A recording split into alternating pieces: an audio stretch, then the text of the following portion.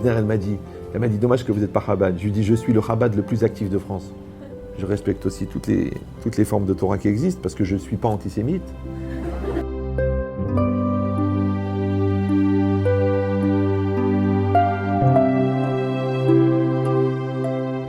Maintenant, le cancer du Ham Israël, c'est l'assimilation. Le cancer du Ham Israël, c'est l'ignorance. Le cancer du Ham Israël, c'est la haine gratuite. Il va dire, ah, après je pourrais plus aller en maillot de bain à la plage. Ah, après je pourrais plus aller faire les cours Shabbat. Ok, t'as le droit d'être CON, t'as le droit.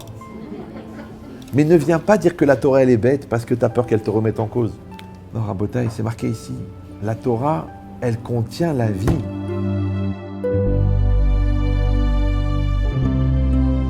On ne peut ne pas être d'accord que si on a compris ce que l'autre a dit. Maintenant, les 14 millions de Juifs qui prient sur cette terre, ils représentent Hachem. Et si eux, ils ont dit il n'y aura pas de mort, Hachem, il est obligé d'accepter qu'il n'y aura pas de mort.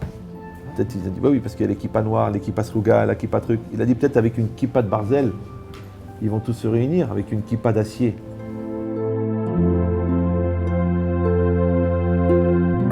Parce que si Ham Israël, il est décousu, ouais, le Sefer Torah n'est plus cachère. Et bien le côté invisible de la famille juive, ouais, du peuple juif, c'est le shalom. Quelqu'un m'a dit, tu sais pourquoi est-ce qu'on n'est pas condamné à mort sur une intention de meurtre? Parce que sinon tous les gendres seraient chayav mita.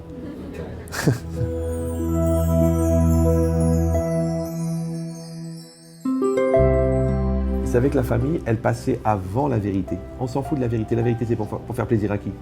Pourquoi l'autre est différent de moi et pourquoi l'autre n'est pas d'accord avec moi alors que je suis la vérité incarnée? Ça se voit, non? Mais les mismot ben adam lachavero, ils vont t'obliger à grandir grâce à l'autre, à cause de l'autre, pour l'autre. Ouais. Et Baruch Hashem, qu'il y a des Chabad qui vont aller au Tibet pour faire un seder à 2000 Israéliens, à 3000 mètres d'altitude, que c'est un pays où la bêtise est en vente libre, puisque même à l'entrée du pays, c'est marqué Tibet ou quoi? Va dire merci au mec qui t'a planté. Attends, mais il m'a planté. Va lui dire Shana Tova, je vais mourir. Ouais. Va t'arranger avec ton beau-frère qui a divorcé de ta sœur après qu'il a fait souffrir 10 ans. Si je peux pas, non, lui il faut qu'il meure. Lui c'est une misva. Non, vas-y, va. Arrête d'être raciste, arrête d'être antisémite alors que tu es juif.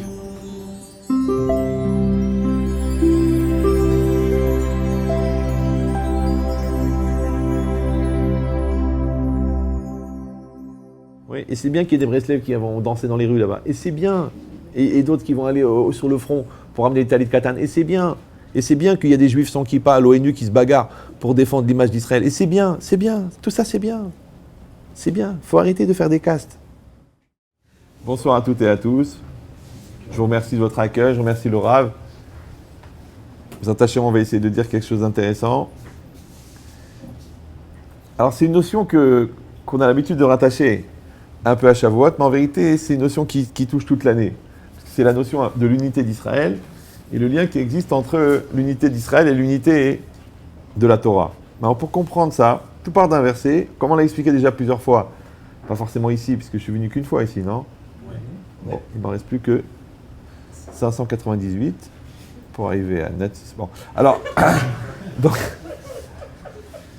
donc, si on essaye de comprendre un petit peu que quand la Torah elle donne un enseignement, cet enseignement, il n'est pas lié au temps, il n'est pas lié à l'espace, puisque la Torah existait avant que le temps existe, et la Torah existait avant que l'espace existe.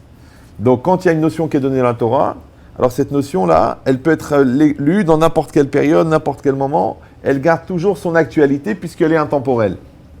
Alors ce passouk-là qui est connu, quand c'est marqué « Vaïchan Sham Israël Negeda'ar », qu'il a campé là-bas, Israël, face à la montagne. Évidemment, on parle de quoi? On parle du Matan Torah, mais on parle que les bénis Israël ont campé à cet endroit-là. Tout de suite, les Chachamim, ils font remarquer qu'il y a une faute d'orthographe, en vérité, parce qu'il ne fallait pas marquer Vaïchan, Sham, Israël. Il fallait marquer Vaïchanou. Ils ont campé là-bas, les bénis Israël, puisqu'ils étaient plusieurs. Et le Rashi, bien connu, qui rapporte un Midrash, qui dit que Ish Echad, Belev Echad.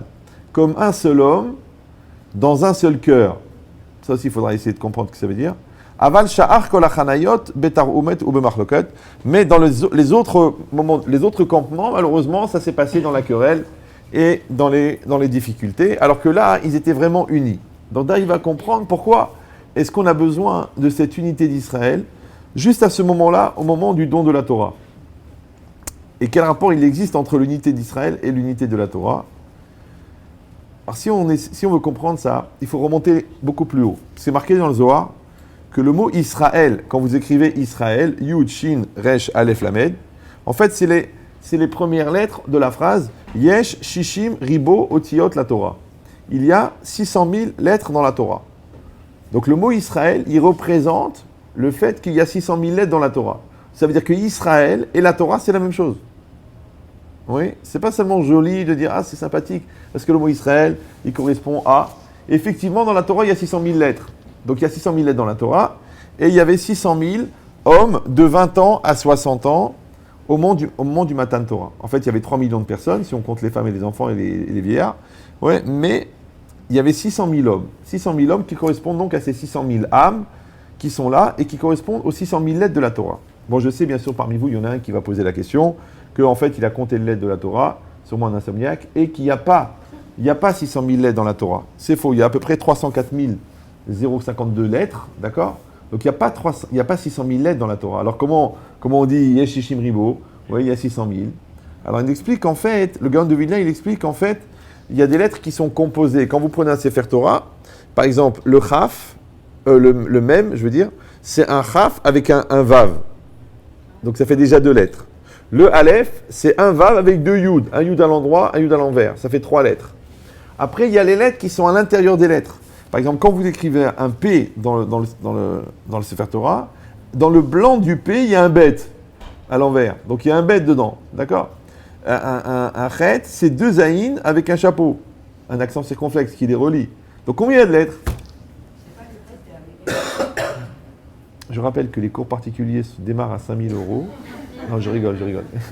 Essayez d'appliquer ce droit constitutionnel reconnu en France qui s'appelle le droit de se taire. Non, je rigole. Là, je suis filmé et en plus, c'est compliqué pour moi de répondre. Maintenant, si vraiment la question est bonne, elle ne pourrit pas en route, donc elle sera bonne à la fin aussi. Sauf si vraiment vous ne comprenez pas ce que je dis, à ce moment-là, vous jetez une chaussure et je me ferai plaisir de répondre. Et si vous vous sentez mal du fait que je vous ai coupé la parole, sachez que je peux être beaucoup plus méchant et que je me retiens. Non, je rigole. Alors qu'est-ce qui est marqué ici? Ici, c'est marqué… Non, c'est pour les autres, ça sert pour les cas. Mais on se connaît, on est en famille, donc il n'y a pas de problème. Donc, qu'est-ce qui est marqué ici? C'est marqué une chose incroyable. Non, en vérité, je fonctionne comme un tagine. Si vous m'enlevez du feu, vous n'aurez pas la même valeur. Maintenant, on peut le faire. On peut faire un débat. On peut dire avec Laura, voilà, à partir du moment où on fait un débat, il y aura des hauts, des bas, on ne s'en sortira pas. Il vaut mieux qu'on reste dans le haut. C'est mieux pour nous. Donc, maintenant, les Chachamim, ils disent aussi que le blanc autour de la lettre fait partie de la lettre. C'est-à-dire qu'il y a des lettres qui sont dessinées par le blanc, pas seulement au milieu de la lettre, mais même autour de la lettre. Après, il y a des lettres qui sont inscrites dans la globalité du texte. D'accord? Après, toute la Torah entière, elle s'appelle aussi un seul mot. Parce que vous savez que quand Hachem a donné la Torah, il n'a pas donné Bereshit bar Elokim et Hashamayim v'Taaretz. Vous êtes au courant? Il a donné un seul mot qui faisait 304. Il a dicté à Hachem, à Moshe, Bet, Resh, Shin, Aleph, Yutav. Il a donné lettre par lettre et ensuite il a donné le découpage. Mais en fait, il y a 70 découpages possibles de la Torah écrite. Maintenant, quand vous savez que la Torah écrite, c'est comme dans un dictionnaire, il y a les mots et les définitions. Chaque mot, il a une définition. Et bien, la Torah écrite, c'est les mots et la Torah orale, c'est les définitions.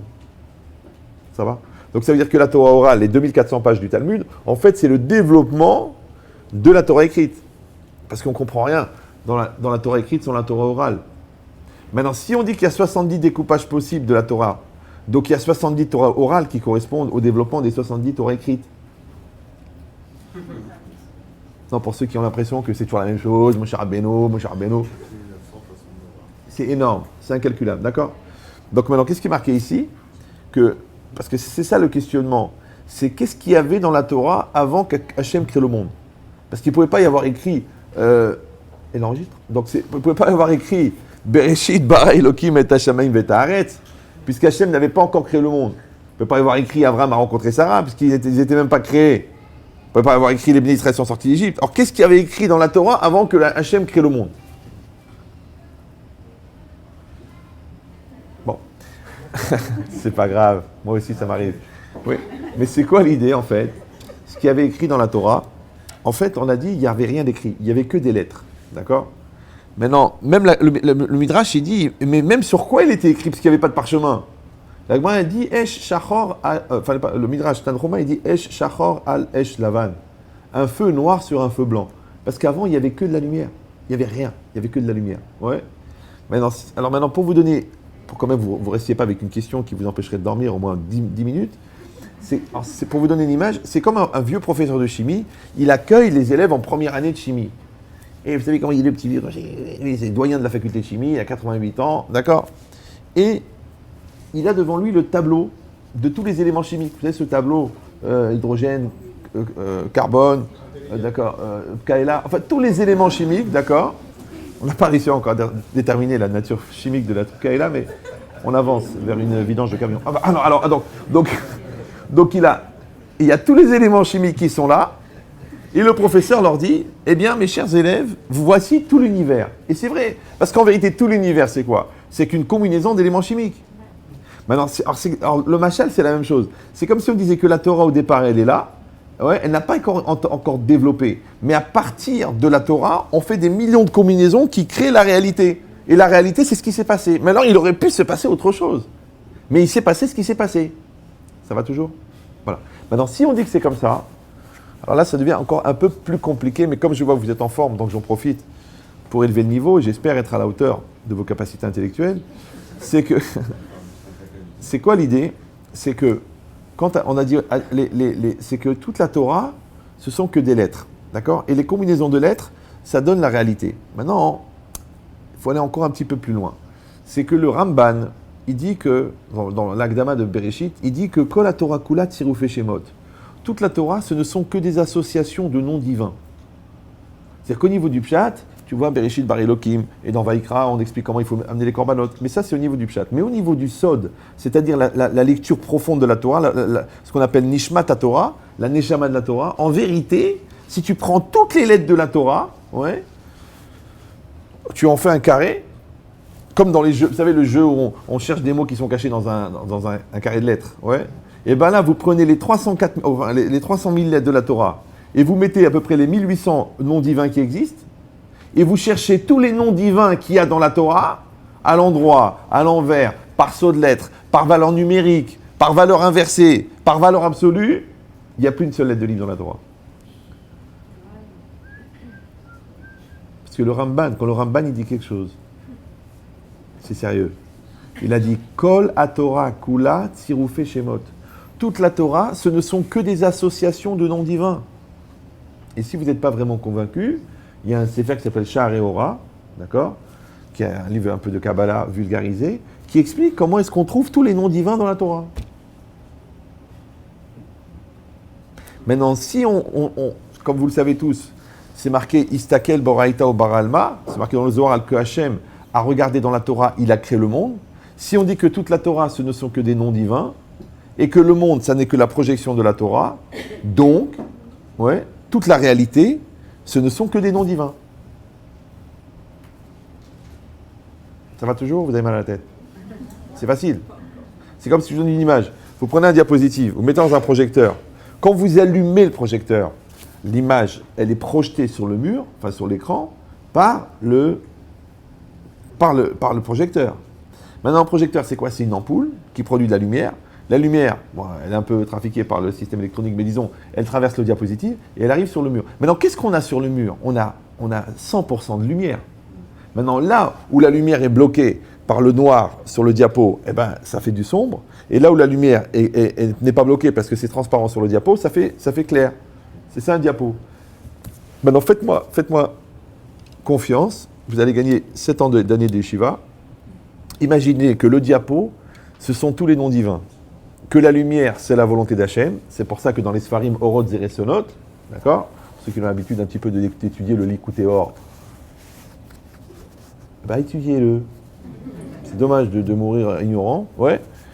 Et là-bas, c'est le Or En Sof dont on parle toujours, ouais. Mais c'est quoi cette lumière? En fait, c'est le Ratzon Hachem, c'est la volonté d'Hachem. Maintenant, quand la volonté d'Hachem, elle traverse le nom divin, l'image qui est projetée sur le mur, c'est la réalité. Maintenant, l'image, elle est faite de quoi? Elle est faite à 100% de lumière. Et on vient de dire que la lumière, c'est quoi? C'est la volonté d'Hachem. Et bien, le Rav Munk, il dit que la volonté d'Hachem, qui est perceptible dans la réalité, ça, c'est l'énergie dont parle Einstein. Le monde, maintenant, il est fait à 100% d'énergie. Ouais. eh bien l'énergie qui constitue la matière, ouais, dont parle Einstein, que toute la réalité c'est que de l'énergie, E égale mc2, ouais. Donc tout ça c'est de l'énergie, tout ça, mon corps, votre corps, l'appareil c'est de l'énergie, oui. Et bien cette énergie-là, en vérité, ça n'est que la projection de la volonté d'Hachem. Voilà. Et si vous allez dire ça aussi, c'est pas très clair, parce que bon, on peut rester sceptique. C'est pour ça d'ailleurs qu'on a créé les antiseptiques, exprès pour ça. D'accord ? Alors je vous donne la logique. C'est que c'est marqué dans Bereshit que Hachem, il a demandé, quand les anges ont vu l'homme, ils ont dit quoi ? C'est ça le but de la création ? Ce petit microbe, là, ce tas de viande ? Il leur a dit, je vais vous montrer qu'il est plus intelligent que vous. Donc il a donné la Neshama. Quand il s'est réveillé, Adam Arishon, Hachem lui a demandé de nommer les animaux. D'accord ? Donc il a dit, ça c'est une vache, ça c'est un requin, ça c'est un banquier. Il dit, ah tu te répètes. Il dit, d'accord. Donc il a nommé les animaux. Mais c'est quoi nommer les animaux ? Avec ça à faire de nommer les animaux. Alors le Baal Hatanya, il dit qu'il a nommé les animaux, ça veut dire quoi ? Ça veut dire qu'il a donné, attention, la somme, la formule d'énergie divine qui était nécessaire pour créer chaque animal. Ça va ? Maintenant, si le nom, ça n'est pas un nom qu'on a appelé comme ça, mais qu'en fait c'est une formule, et que chaque nom il correspond à l'énergie divine qui est nécessaire, c'est comme quand on dit H2O. H2O c'est 2 atomes d'hydrogène et un atome d'oxygène. Et bien Kélev, c'est pas un chien. Kélev, c'est Kaf Lamed Bet, Kochot, Kaf Lamed Bet, force d'énergie divine qui sont nécessaires pour créer un chien. C'est pour ça que ce qu'on appelait les alchimistes, en vérité les premiers alchimistes, qui sont à l'origine de la chimie, les premiers alchimistes, c'était des rabbins, c'était des Mekoubalim. Ouais. Et les Mekoubalim, qu'est-ce qu'ils faisaient ? Ils touchaient à la nature profonde de la matière. À quel niveau ? Au niveau du nom divin. Et en touchant les noms divins, ils changeaient la matière. Maintenant, les goïms, dans leur perception plus que limitée, parce que vous savez bien que le CNRS, vous connaissez, non ? Centre national des relous sympathiques, d'accord ? Donc, ils n'ont vu que la partie extérieure des choses. Donc, ils ont dit, bon, mais c'est de l'énergie, c'est des chromosomes, c'est de la chimie, c'est des atomes, des combinaisons chimiques qui créent une réalité. Mais nous, on sait très bien que cette combinaison chimique, elle n'est que la partie visible de l'iceberg, qui est en fait la projection du Ratson Hashem. C'est pour ça que quand le rabbi Hanina ben Dossa, il n'avait plus d'huile pour allumer les nérotes, il a pris du vinaigre. Tu dis, mais le vinaigre ne brûle pas. Mais il a, ouais. Il a dit, mais celui qui fait brûler le vinaigre, il va faire brûler l'huile. Celui qui fait brûler l'huile, il va faire brûler le vinaigre. C'est-à-dire que la structure énergétique de la matière qui fait que l'huile brûle, elle n'est pas la même que celle du vinaigre qui ne brûle pas. Mais la structure énergétique de la matière, c'est quoi ? Ce qu'on appelle la tsura. D'accord ? Il y a chomer et tsura. Et la tsura, c'est quoi ? C'est la forme de la matière. Or, la forme de la matière, elle est donnée par la première lettre du nom divin, qui est le yud, qui est la chokhma, et celle qui structure la matière. Donc en fait, quand la lumière, c'est-à-dire la volonté d'Hachem, elle passe à travers le nom divin, elle crée la structure. Il a dit, mais cette lumière-là, elle peut passer par une autre lettre et faire une autre structure. Et cette autre structure, elle va faire que le vinaigre, il brûle. Eh bien, le vinaigre, il a brûlé. Vous appelez ça un miracle, et eux, ils appellent ça une manipulation chimico-divine.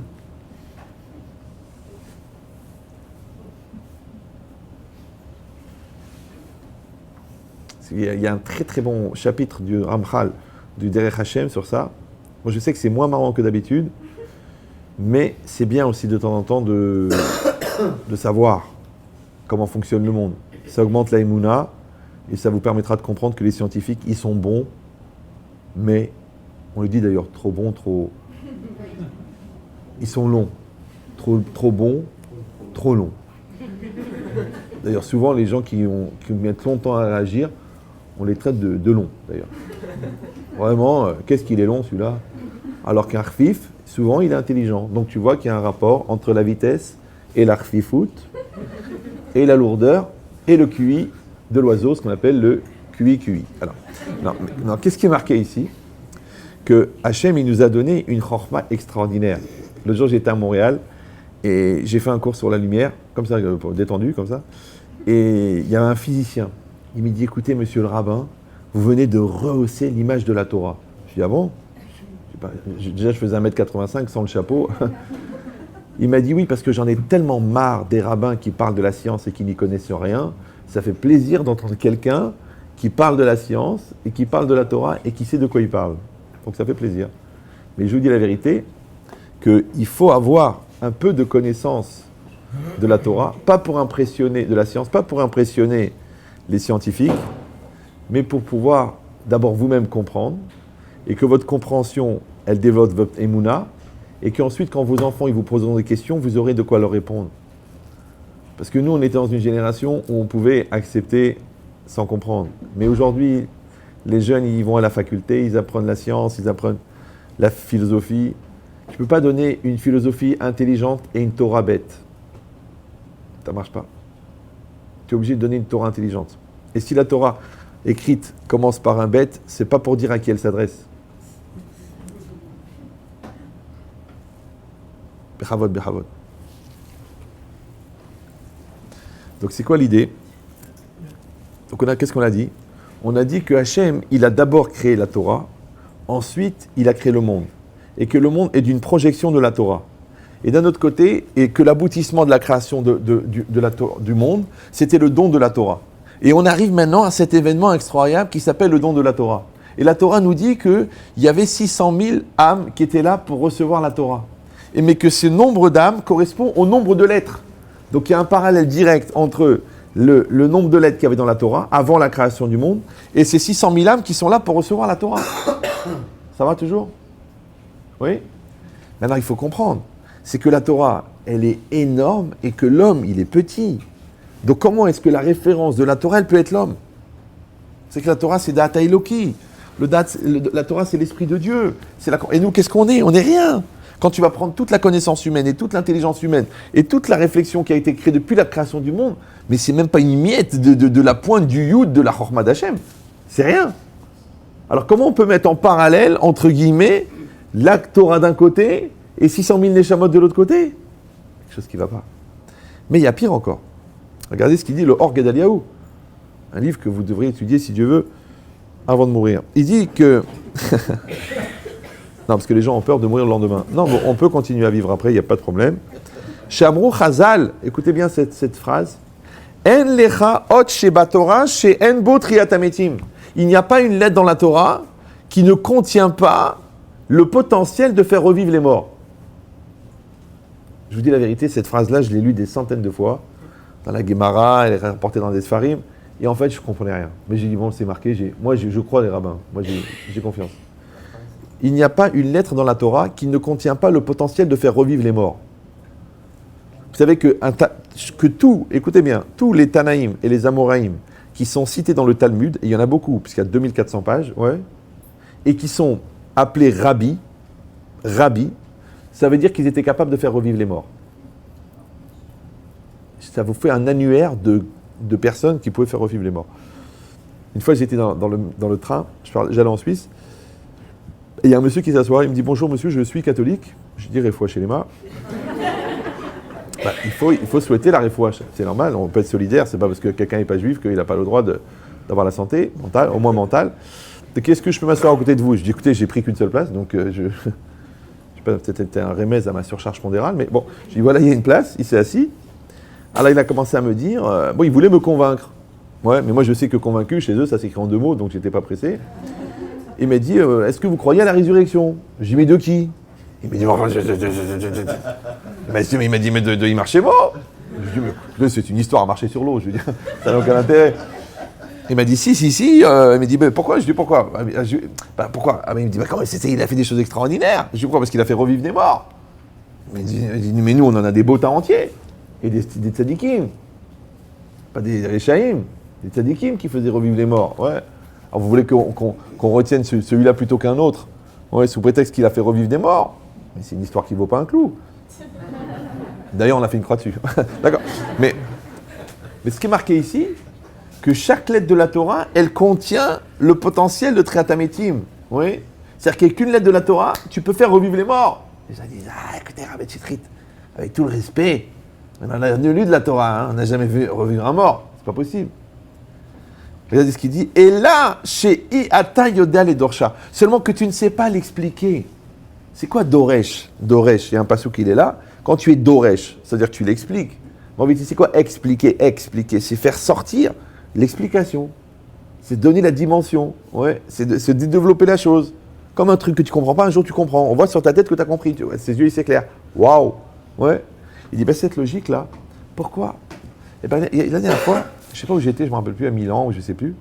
Et Hachem, il m'a éclairé que j'ai compris ce qu'elle voulait dire. Bon, à mon niveau à moi, je ne veux pas me mettre à des shalom au vôtre, mais qu'est-ce que ça voulait dire cette notion que chaque lettre de la Torah, elle a un potentiel de faire revivre les morts.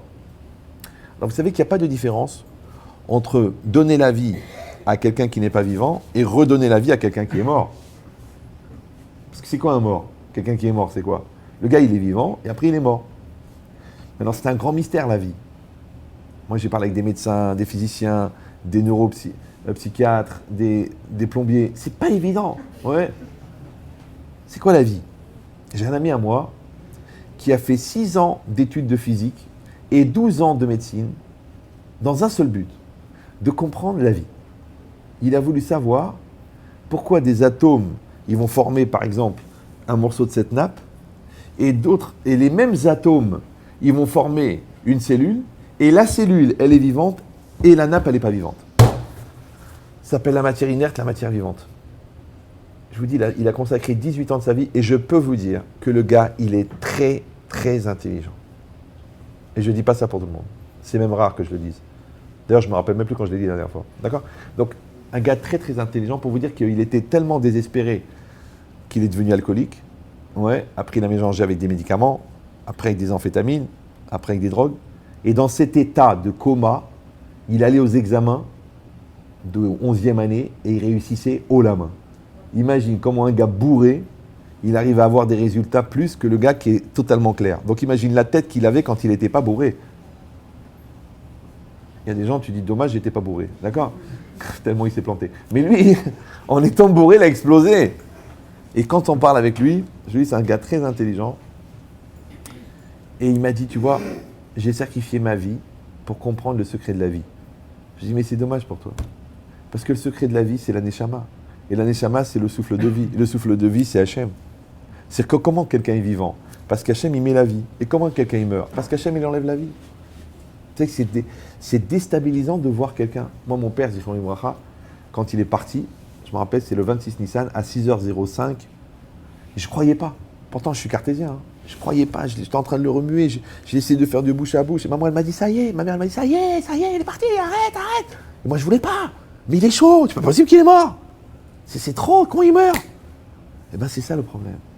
C'est que quand il n'y a pas la Neshama, il y a les poumons, il y a le système sanguin, il y a le cerveau, il y a tout. Mais la personne, elle est morte.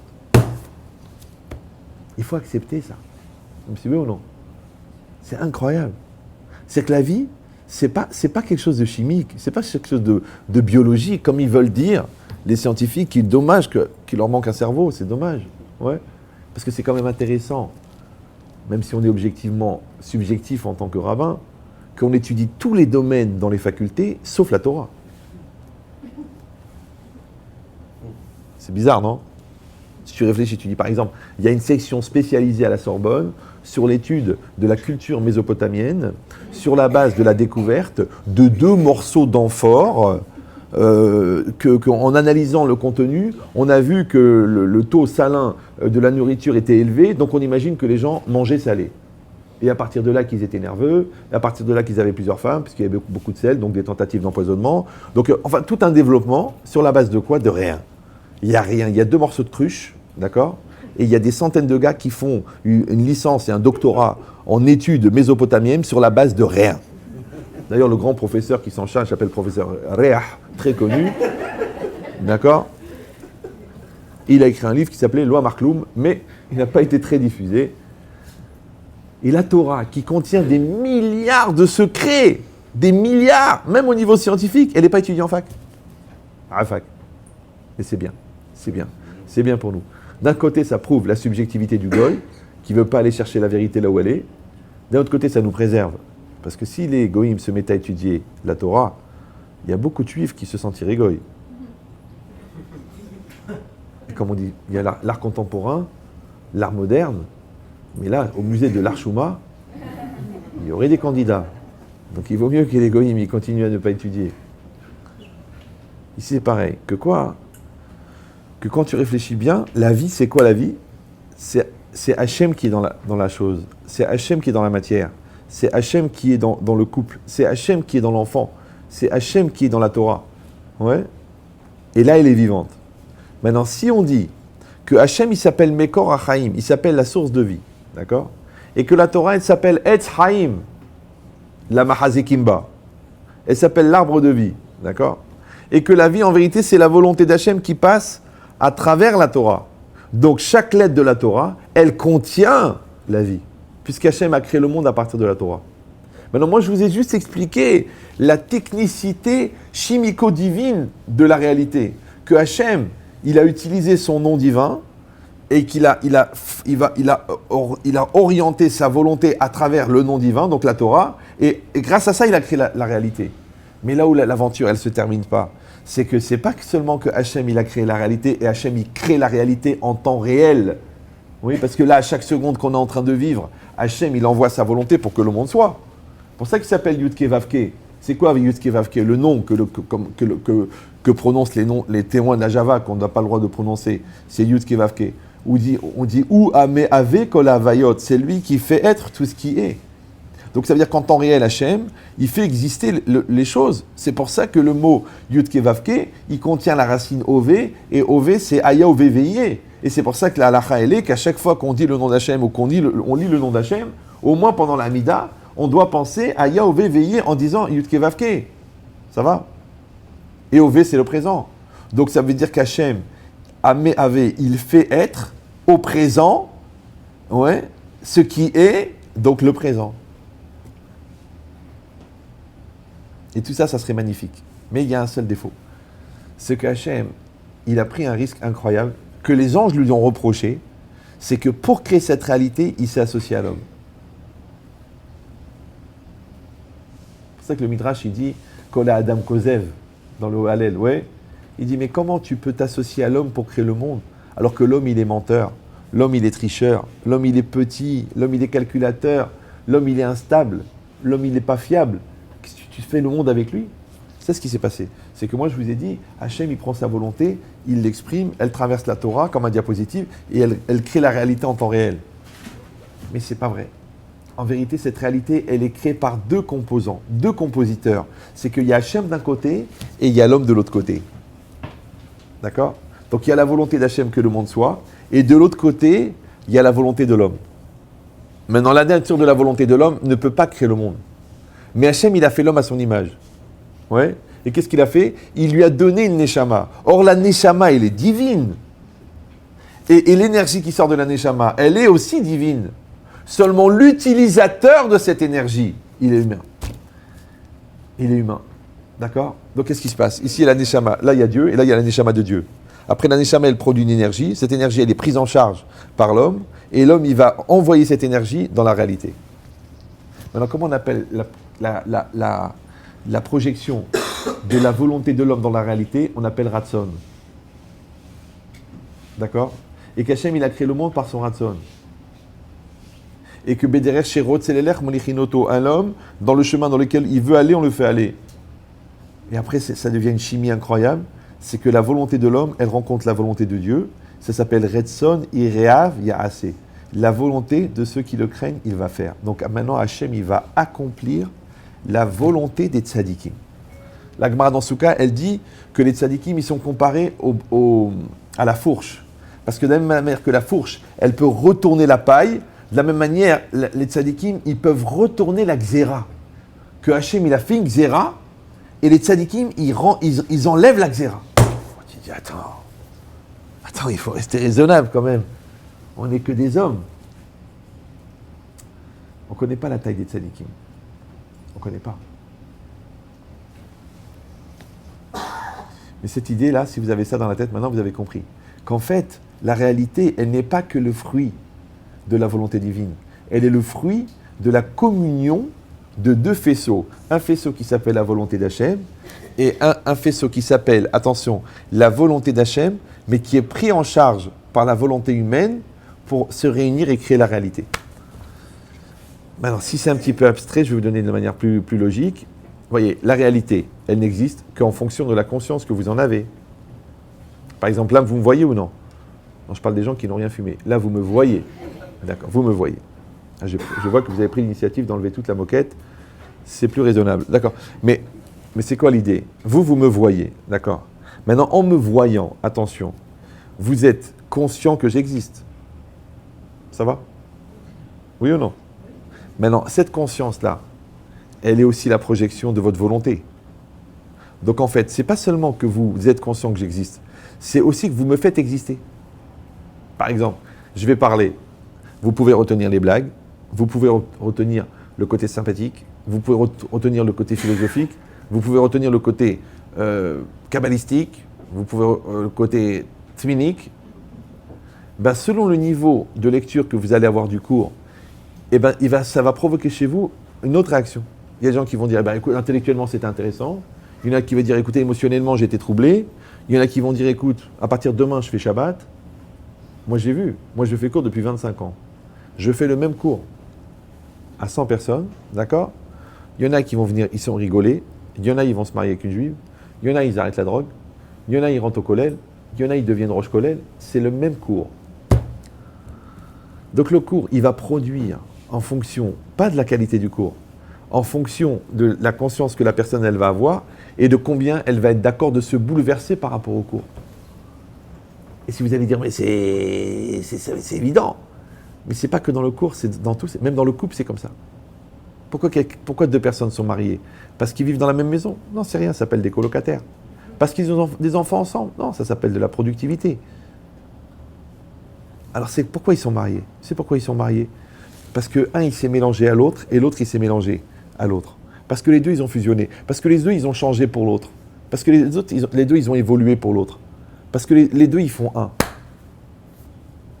Mais si l'autre, moi j'ai ma vie, tu me saoules, moi je te donne de l'argent, moi je m'occupe des enfants, tu me prends la tête, tu n'as pas respecté ma mère, vous les maroquineries, vous les tuniseries, vous les...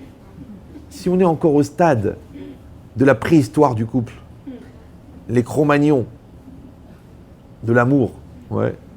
Donc en vérité, la vraie question, c'est pas est-ce que c'est une définition de l'amour? La vraie question, c'est est-ce qu'on est marié?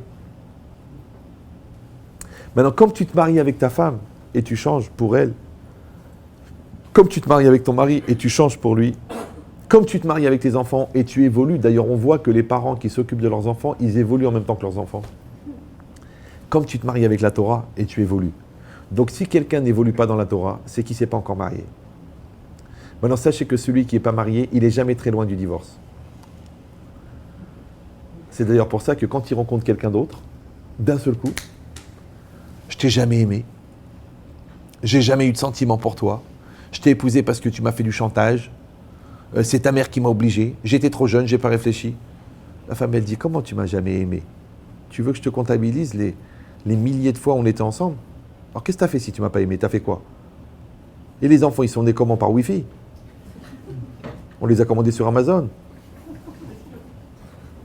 En vérité, il y a une malhonnêteté. Il y a une malhonnêteté que la personne, elle ne veut pas s'investir pour ne pas être emprisonnée par ses obligations sentimentales. Mais ça ne sert à rien, Baba. Tu sais pourquoi? Parce que quand tu es dans la chambre d'hôtel, que tu dors, ou que tu es réveillé, ou que tu fais la gueule, ou tu es souriant, à la sortie, il faut payer. Parce que tu as utilisé la chambre. Et bien quand tu as utilisé la vie de quelqu'un, tu ne peux pas dire je t'ai jamais aimé. Parce que tu as utilisé la vie de quelqu'un. Tu as pris 25 ans de la vie de quelqu'un et tu dis je t'aime pas. Mais pourquoi tu n'es pas mort? Donc toi, elle a vécu pour toi, toi tu as vécu pour elle. Les gens malins, ils utilisent cette vie commune pour fabriquer de la communion et de la communication. Et communiquer c'est commun, commun c'est comme un. Et les Brels, qu'est-ce qu'ils font? Ils restent l'un à côté de l'autre. Les seules choses qu'ils ont en commun, ils chantent la chanson des Brels, qui est frère Jacques. Jacques Brel pour les rapides. Et bien quand tu te maries avec la Torah, comme tu te maries avec Hachem. C'est pour ça que le Rambam dans l'Ilchot Teshuvah, il compare la relation avec Hachem avec la relation avec la femme. Et que si la vie elle est passionnante, c'est parce que tu la vis de manière passionnée. Et si la vie elle est lourde, c'est parce que tu la vis de manière lourde. Donc tu vois bien que la réalité, elle est fonction non seulement de la conscience que tu en as, mais de la volonté que tu veux qu'elle soit. Donc tu veux que ce magasin il réussisse, il va réussir. Tu veux que cet enfant il réussisse, il va réussir. Ouais. Tu veux que ton couple il réussisse, il réussit. Mais quand tu veux, c'est quoi? C'est que tu projettes une volonté. Or la volonté, elle vient de la Neshama. Oui. Donc la volonté, l'homme il va prendre la volonté d'Hachem, c'est-à-dire il va en prendre l'énergie de l'âme. Et il va en faire sa propre volonté, il va dire je veux, donc le je veux qui est là, et le je veux de Hachem qui est là, et la rencontre entre les deux volontés, la volonté d'Hachem et la volonté de l'homme, elle crée la réalité en temps réel. Donc la réalité c'est quoi? C'est 50% la projection de ce que Dieu te propose, ce qu'on appelle le mazal, et 50% ce que toi tu crées en temps réel par ta volonté. Voilà. Maintenant moi j'ai été gentil pour vous, j'ai simplifié, j'ai dit 50-50, d'accord? Mais il y a des gens, c'est 80% c'est Dieu, et 20% c'est l'homme. Il y a des gens, c'est 80% c'est l'homme, et 20% c'est Dieu. Parce qu'il a dit, Ave mevatel retzoncha l'ertzoni, annule ta volonté à la mienne, et moi, j'annulerai la mienne à la tienne. Donc quand vous mélangez deux vins rouges, c'est impossible de les séparer. Et bien quand le tzaddik, il annule sa volonté à la volonté d'Hachem, c'est impossible de séparer les deux. C'est pour ça que Moshe et Hachem, c'est les mêmes lettres. Ça fait peur. Bien sûr, c'est pas pour dire que Moshe était Dieu. Je comprends la tentation. Oui. Puisque le mot Dieu et le mot je se ressemblent. Et je fais ce que Dieu veut. Si Dieu veut. C'est pour ça que tous les orgueilleux se prennent pour Dieu. Parce qu'ils ont divinisé leur propre volonté. Alors la seule manière de faire que Dieu soit grand, c'est que toi tu sois petit. Donc c'est pour ça que Moshe, qui était Anav Mikol Adam, qui était le plus humble de tous les hommes, ouais, c'est lui qui a fait le plus exister Dieu dans le monde. Parce que si on en dit que la réalité, c'est la fusion entre deux signaux, vous avez l'habitude maintenant avec le signal du laser et le signal du satellite, en fait c'est des signaux. Il y a un signal qui s'appelle la volonté divine et un signal qui s'appelle la volonté humaine. D'accord? Maintenant, quand la personne, elle a annulé sa volonté à la volonté d'Hachem, Hachem, il lui dit, tu sais quoi? Crée le monde. Vas-y. Hachem, il laisse l'homme créer le monde. Ce qu'on appelle Baal Bichira, un homme qui est doué du libre arbitre. Maintenant, il faut savoir que les 99% n'ont pas de libre arbitre. Vous dites, libre arbitre. Mais non, parce que le libre arbitre, ça ne suffit pas de l'avoir, il faut l'assumer. Vous me suivez ou non?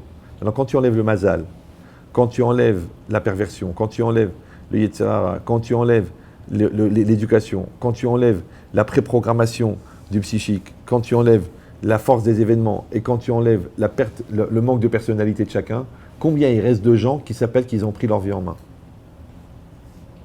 Alors que c'est tellement confortable de se laisser emporter par la réalité plutôt que de se lever un matin et de dire « maintenant c'est moi qui assume ». Vous voyez bien que dans le monde il y a plus de gens qui se laissent aller que de gens qui assument, non? Oui, non? Non? Il y a plus. Eh bien, ce qui existe au niveau psychologique, ça existe au niveau spirituel. Donc quand on dit que le tzaddik, il est Yesod Olam, il est le fondement du monde, ça veut dire qu'il y a tout l'univers qui est mis en forme de pyramide, et tu mets la pyramide à l'envers, et la pointe de la pyramide, elle est posée sur la tête du tzaddik. Oui, le tzaddik, il tient le monde. Eh bien, c'est à l'image d'Hachem. Pourquoi? Parce que comme Hachem a créé l'homme à son image, et de la même manière que, c'est quoi Hachem pour nous? C'est quoi? C'est quoi Hachem? Vous croyez quoi? Vous, le Père Noël, une ambiance, une galaxie? C'est quoi le bon Dieu? C'est très simple. C'est très très simple. Moi, c'est la meilleure définition que j'ai entendue jusqu'à maintenant. Moi, j'ai 55 ans. On n'a pas le même âge. Mais je dois avoir à peu près 2800 ans en âge de maturité. Je vous donne l'image. C'est qu'Hachem, c'est une énorme volonté, oui, que le monde soit pour le bien. Maintenant, une volonté, ça ne se matérialise pas. Ouais. Et cette volonté énorme que le monde soit pour le bien, elle se redistribue en milliards de micro-volontés. Et les micro-volontés, c'est quoi? C'est des anges. C'est pour ça que le Nefesh HaChaim, il dit Mal'ar Zekoar. Maintenant, de la même manière qu'Hachem, il exprime sa volonté, et sa volonté, elle se parcellise en milliards de volontés qui sont gérées par un logiciel qui s'appelle le Mazal pour redistribuer ces anges qui vont faire exister la réalité. C'est pour ça que c'est marqué que derrière chaque brin d'herbe, il y a un ange qui lui dit pousse. Donc derrière chaque goutte d'eau, il y a un ange. Derrière chaque cheveu, il y a un ange. Derrière chaque molécule, il y a un ange. Je ne sais pas si vous comprenez le nombre d'anges qui existent. Et tout ça, c'est la projection de la volonté d'Hachem. Mais comme l'homme est fait à l'image d'Hachem, qu'est-ce que c'est un homme? Un homme, c'est une énorme volonté, d'accord, qui va s'exprimer. C'est pour ça qu'il dit le Rav Dessler, Ratson à Adam ou Mauto. La volonté de l'homme, c'est son essence. C'est quoi un homme? C'est une énorme volonté avec une fine couche de peau qu'on appelle le corps. Maintenant, je ne peux pas vous cacher qu'il y a des gens qui ont un corps énorme avec une nano-volonté, espèce de souvenir chimico-électronique de volonté, et qui sont que de la viande en vérité. Donc maintenant, si quelqu'un, il est cool au ratson, et il va exprimer son ratson, et bien son ratson, il va s'exprimer par la parole, par l'acte et par la pensée. Et l'acte et la pensée et la parole de l'acte de l'homme créent la réalité. Ouais, parce que ça s'appelle Bederesh et Rotzelelech. Donc en fait, Hachem, c'est une volonté que le monde soit, et l'homme, c'est une volonté que le monde soit. Et la communion de ces deux volontés, ça crée la réalité. Ça va? Super. Maintenant, comment il s'appelle le logiciel de compatibilité entre la volonté de l'homme et la volonté d'Hachem? Ça s'appelle la Torah. Parce qu'Hachem a regardé dans la Torah pour créer le monde, et le tzaddik, il s'éduque et il regarde la Torah pour créer le monde. C'est pour ça que c'est marqué dans le Zohar, Israël, Kutsha Berichu, Ve'oraita Chad'u. Hachem et les Bnei Israël et la Torah font un. Donc en fait, c'est quoi le lien qu'on a avec la Torah? Le lien qu'on a avec Hachem, c'est la Torah. C'est pour ça que vous verrez qu'à chaque fois que quelqu'un essaye de trouver Hachem sans la Torah, ça ne marche pas. Ça ne marche pas. Ils ont essayé, il y en a beaucoup qui ont essayé, et ils ont eu des problèmes, et ça n'a pas marché. Maintenant, tout ça pour vous dire que ici, ce qui est marqué, que chaque lettre de la Torah, elle contient le pouvoir de faire revivre les morts. Maintenant, vous avez compris pourquoi? Parce qu'Hachem, il a créé le monde à partir de la Torah. Et donc la Torah, elle donne la vie. Oui. Il dit seulement qu'un homme ne sait pas être doré, shota, il ne sait pas l'expliquer. Alors je vous donne une image et c'est facile.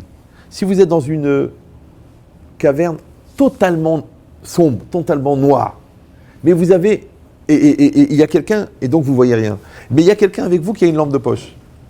D'accord, vous imaginez la scène, lui il est dans le noir, vous êtes dans le noir, il fait totalement noir. Et le gars il allume la lampe de poche. Quand il allume la lampe de poche, qu'est-ce que vous voyez? Eh bien vous voyez ce qu'on appelle un losange, d'accord? C'est-à-dire l'écran, la lumière qui sort de la lampe de poche et qui éclaire une partie de la caverne. Oui? Mais le reste vous voyez rien, mais vous voyez ça. Eh bien c'est ça. En vérité le monde il est noir, la Torah elle est noire. Mais quand on sait expliquer la Torah, c'est comme si on a allumé la lumière, et la lumière, vous allez voir la lumière, donc vous allez voir l'éclairage de la Torah, et vous allez voir ce que la lumière éclaire. Et vous allez voir la réalité, comment elle s'est expliquée. Comme un peu vous, quand vous comprenez la situation. Quand vous êtes embrouillé avec un enfant, vous dites, je ne comprends pas, il est nerveux, il est méchant, il est tordu, il est hyperactif, ils veulent lui donner des médicaments, de la Ritaline, après tu réfléchis, tu regardes ton fils, tu parles avec lui, et tu fais ce qu'ils te disent, tu vas chez les docteurs, tu vas chez les trucs, et à la fin tu te rends compte qu'en fait ton fils il est surdoué. Et qu'il s'ennuie à l'école. C'est pour ça qu'il ne faut rien. Alors tu vas voir le prof, tu dis écoutez, tu ne peux pas leur dire que le gosse il est plus intelligent que son prof, c'est compliqué, il va mal le prendre. Ils sont susceptibles en plus qu'ils sont nuls. Alors donc, tu lui dis tu sais quoi, quand l'enfant il a 2 exercices, parce que tu vois qu'il a fini avant tout le monde et qu'il commence à faire des blagues, donne-lui 8. Il va faire les 8. Un petit peu ou non? Après tu dis tu vas un peu gérer la classe, après tu donnes l'initiative, après quand je dis le cours, toi tu répètes. Tu vois que le gosse il est plus intelligent que toi. C'est ça l'idée. C'est qu'en fait, souvent, les enfants, on ne met pas la lumière qu'il faut pour comprendre leur valeur. Parce que ça nous dérange qu'ils soient trop forts. Et ça nous dérange qu'ils soient trop intelligents. Et ça nous dérange qu'ils soient trop sensibles. Alors, on veut les rentrer dans des catégories qui ne nous dérangent pas. Et si la catégorie, elle ne suffit pas, on va lui donner un médicament. Comme ça, en plus, comme ça, il va rentrer dans le troupeau de là où on veut. Et comme il est interdit de droguer l'animal avant la shrita, dans la Torah. Donc pourquoi tu vas l'assommer avant l'examen? Eh bien c'est pareil. Ouais, ici, c'est ça ce qui est marqué. Et là, chez Iata les Dorchar. Oui, tu sais pourquoi la Torah tu la trouves bidon? Parce que tu ne sais pas l'étudier. Tu sais pourquoi tu ne la comprends pas? Parce que tu ne sais pas casser la tête. Tu sais pourquoi elle t'a pas pénétré? Parce que tu t'es pas sacrifié pour elle. Moi, je vois des gens écoutez, franchement, je ne comprends pas. Vous qui êtes cartésien, Mais tu sais combien j'ai pleuré, moi, sur la Torah? Tu sais combien j'ai crevé? Tu sais combien j'ai révisé? Tu sais combien de fois j'ai refait? Des milliers de fois pour arriver à comprendre. Et toi, tu viens comme ça, dans un cours de Télétorah, ouais, et tu dis, je suis pas d'accord. Mais t'es pas d'accord avec quoi? T'es pas avec qui? T'es même pas d'accord avec toi déjà. Va faire une thérapie déjà. T'es incohérent. T'es pas d'accord avec ta femme alors que t'as fait 6 enfants. T'es pas d'accord avec tes enfants alors qu'en fin de compte, leur seul défaut, c'est qu'ils te ressemblent. T'es pas d'accord avec la société. En fin de compte, tu comprends rien à la société. Et maintenant, tu viens que t'es pas d'accord avec la Torah. Mais c'est un calva hamor. Un calva homer. Si déjà, ta femme qui est devant toi toute la journée, t'as pas réussi à la comprendre, alors la Torah que tu vois une fois par an, comment tu peux la comprendre? Pour dire je suis pas d'accord. Or je rappelle qu'on ne peut ne pas être d'accord que si on a compris ce que l'autre a dit. D'accord? Donc on ne peut ne pas être d'accord que si on peut être d'accord. Ça va? Maintenant les 3/4 des gens qui ne sont pas d'accord, c'est des gens de toute façon qui ne pourraient pas être d'accord, puisqu'ils ne savent même pas de quoi l'autre il parle. Des fois, je me bagarre avec des scientifiques. Alors, il me dit, je ne suis pas d'accord avec le point de vue religieux. Je dis, mais d'abord, vous ne le connaissez pas. Moi, je connais votre point de vue, moi. Moi, j'ai étudié la relativité. Moi, j'ai réfléchi à la physique quantique. Mais vous avez fait combien d'années de yeshiva? 0. Alors, faites cette mitzvah accessible à n'importe quel niveau de religion. Fermez-la. Maintenant, il n'y a pas de différence entre la religion et l'autre. L'autre, quand il est là, laisse-lui le choix de t'expliquer ce qu'il ressent. Et toi, qu'est-ce que tu fais? Tu rentres dans sa tête. Non, tu dis ça à cause de ça. Et quoi? À cause de ta mère, à cause de ta race, à cause de... Mais j'ai le droit de parler, non? Je ne suis pas un robot. Je ne suis pas un vase. Je ne suis pas une potiche. Je vais t'expliquer ce que je pense et je vais t'expliquer ce que je ressens. Maintenant, si ce que je ressens, c'est vrai, c'est vrai. Si ce que je ressens, c'est faux, ben c'est bien, tu as juste à traduire l'inverse. Ouais. Mais en tout cas, c'est ce que je ressens. Donc, laisse exister l'autre. Maintenant, quelle différence entre laisser exister l'autre, laisser exister l'enfant et laisser exister la Torah? Mais laisse la Torah exister. Je sais que ça te dérange, parce que tu vas dire « Ah, après, je ne pourrais plus aller en maillot de bain à la plage. Ah, après, je ne pourrais plus aller faire les cours Shabbat. » Ok. T'as le droit d'être CON, t'as le droit. Mais ne viens pas dire que la Torah, elle est bête parce que tu as peur qu'elle te remette en cause. Dis la Torah, elle est magnifique, mais moi, je ne suis pas à la hauteur. C'est possible. C'est possible. On te souhaite, si Dieu veut, après la conversion, que ça ira mieux. Tu dis, mais je suis juive. On va en reparler si ça ne te dérange pas. Parce que si vraiment, après 20 ans de prière, tu n'es pas encore sensible, tu peux te poser la question, est-ce que tu étais au Har Sinaï? Si vous allez dire, écoutez, là, je crois que le Rav, il va trop loin. Mais c'est le Rashba qui dit ça, c'est pas moi. C'est le Rashba. Et si vous allez dire, ouais, mais c'est pas comme ça qu'on ramène le peuple d'Israël. D'abord, je suis né le 11 Nissan, donc je peux vous dire que Chabad al-Azman. Une fois, Madame Pesner, elle m'a dit, dommage que vous n'êtes pas Chabad. Je lui dis, je suis le Chabad le plus actif de France. Alors, je n'ai pas prêté allégeance. Mais bon, Hachem, je respecte le Rabbi. J'ai étudié beaucoup ses livres. Je respecte aussi toutes les formes de Torah qui existent, parce que je ne suis pas antisémite. Non, c'est vrai, on dit, ouais, il reste là, les Sfaradim, les Ashkenazim, les religieux. Moi, je ne suis pas antisémite, moi. Moi, je suis comme les nazis, j'accepte tous les juifs. Sauf que c'est par amour, alors qu'eux, c'était par haine. Ouais. Donc ça veut dire que quelqu'un qui n'accepte pas un autre juif, il est plus antisémite qu'un nazi. Ça fait peur. Enfin, vous n'êtes pas obligé d'aller jusque-là dans le calcul, parce que ça vous amènerait à un niveau de concentration qui, quelque part, vous mettrait dans un camp que vous n'avez pas accepté. Ce qu'on appelle un camp de concentration. Alors, donc qu'est-ce qui est marqué ici? Il dit, chez Kol Hot, qu'on a dit que chaque lettre, elle a le pouvoir de donner la résurrection des morts. Chez Kol Hot ou Keli Amarzik Bohayut. Chaque lettre, c'est un ustensile qui contient la vie. Al-Kol Apachot, les Ahayot Metim. Au minimum, de quoi faire revivre un mort. Vekol Ish Israël Yeshbo Achayut. Et chaque homme d'Israël a cette vie-là, mi Aot Sheshayachlo, de la lettre qui lui correspond. Parce que vous vous rappelez maintenant, il y a 600 000 lettres et il y a 600 000 âmes. Ouais. Et chaque âme, elle a une lettre qui lui correspond. Et chaque lettre, elle peut donner la vie. Donc, chaque juif, il peut donner la vie. C'est transitif. Moi, je raconte toujours cette histoire. Ma mère, elle me racontait, on avait un oncle à ma maman, qui était vraiment religieux. Pas comme moi, un vrai. Il étudiait la Torah. Moi, il faisait un peu de commerce, mais la Torah. Toute sa vie, il a étudié la Torah. Et quand il était sur son lit de mort, comme c'est marqué dans les Chazal que jusqu'au lit de mort, il continuait à étudier la Torah. Il était avec son livre comme ça, allongé, je ne sais pas où c'était, à Ksarsouk, ou je ne sais plus là-bas. Il avait le livre comme ça. Et tellement ils étudiaient avec les bougies, ils ont perdu la vue, ils ont perdu la vie. Il avait 95 ans, je ne sais pas, avec le livre. Et sa femme, elle s'est énervée. Le médecin, il a dit c'est fini, et lui avec le livre. Alors elle a dit, vous parlez pas l'arabe? Moi, je m'y suis remis puisque j'habite en France. Alors, donc, comme dit Marine, il ne faut pas se voiler la face. Enfin, c'est pareil. À l'Eurovision, ils ont proposé Marinella. Marinella. Et les Arabes ne sont plus là. Bon, alors donc, c'est quoi l'idée? Il faut que je me calme un petit peu. Donc, de quoi je parlais? Ah oui, cet oncle-là, il était sur son lit de mort. Et sa femme, elle s'est énervée. Elle a dit, ça suffit de cette étude-là, ça suffit de cette Torah. Toute ta vie, la Torah. T'as esquinté tes yeux, t'as esquinté ta vie pour la... Et lui, il était hnin, la hadrouah. Il a regardé, il avait son livre, il a regardé, il a dit, tu veux que j'arrête? Elle a dit oui. Il a fermé le livre, il a fait le schéma, il est mort. Il savait qu'il allait mourir. Il savait que le seul fil qui le retenait, c'était la Torah. Mais comme il écoute sa femme, il a écouté. Comme ça, il a dit, je meurs avant, j'aurai quelques temps de repos. D'accord? Non. Il paraît que Bessif, elle l'a rattrapé, elle a sauté par une fenêtre. Elle a dit, quoi, tu vas croire que tu vas me débarrasser? Non, j'en rajoute un peu, là, oui. Tout le monde sait que la réalité est bien plus grave. Donc qu'est-ce qui s'est passé? C'est que vous voyez comment, quand on te dit Etz Haïm, les gens ils croient Etz Haïm, c'est une chanson. Etz Haïm, ilama. Mais non, Etz Haïm, c'est que celui qui va à la racine de la Torah, celui qui va à l'essence de la Torah, c'est vraiment un arbre de vie. Mais nous, superficiels, on survole. C'est comme les gens qui visitent la Chine en avion. Comment c'était?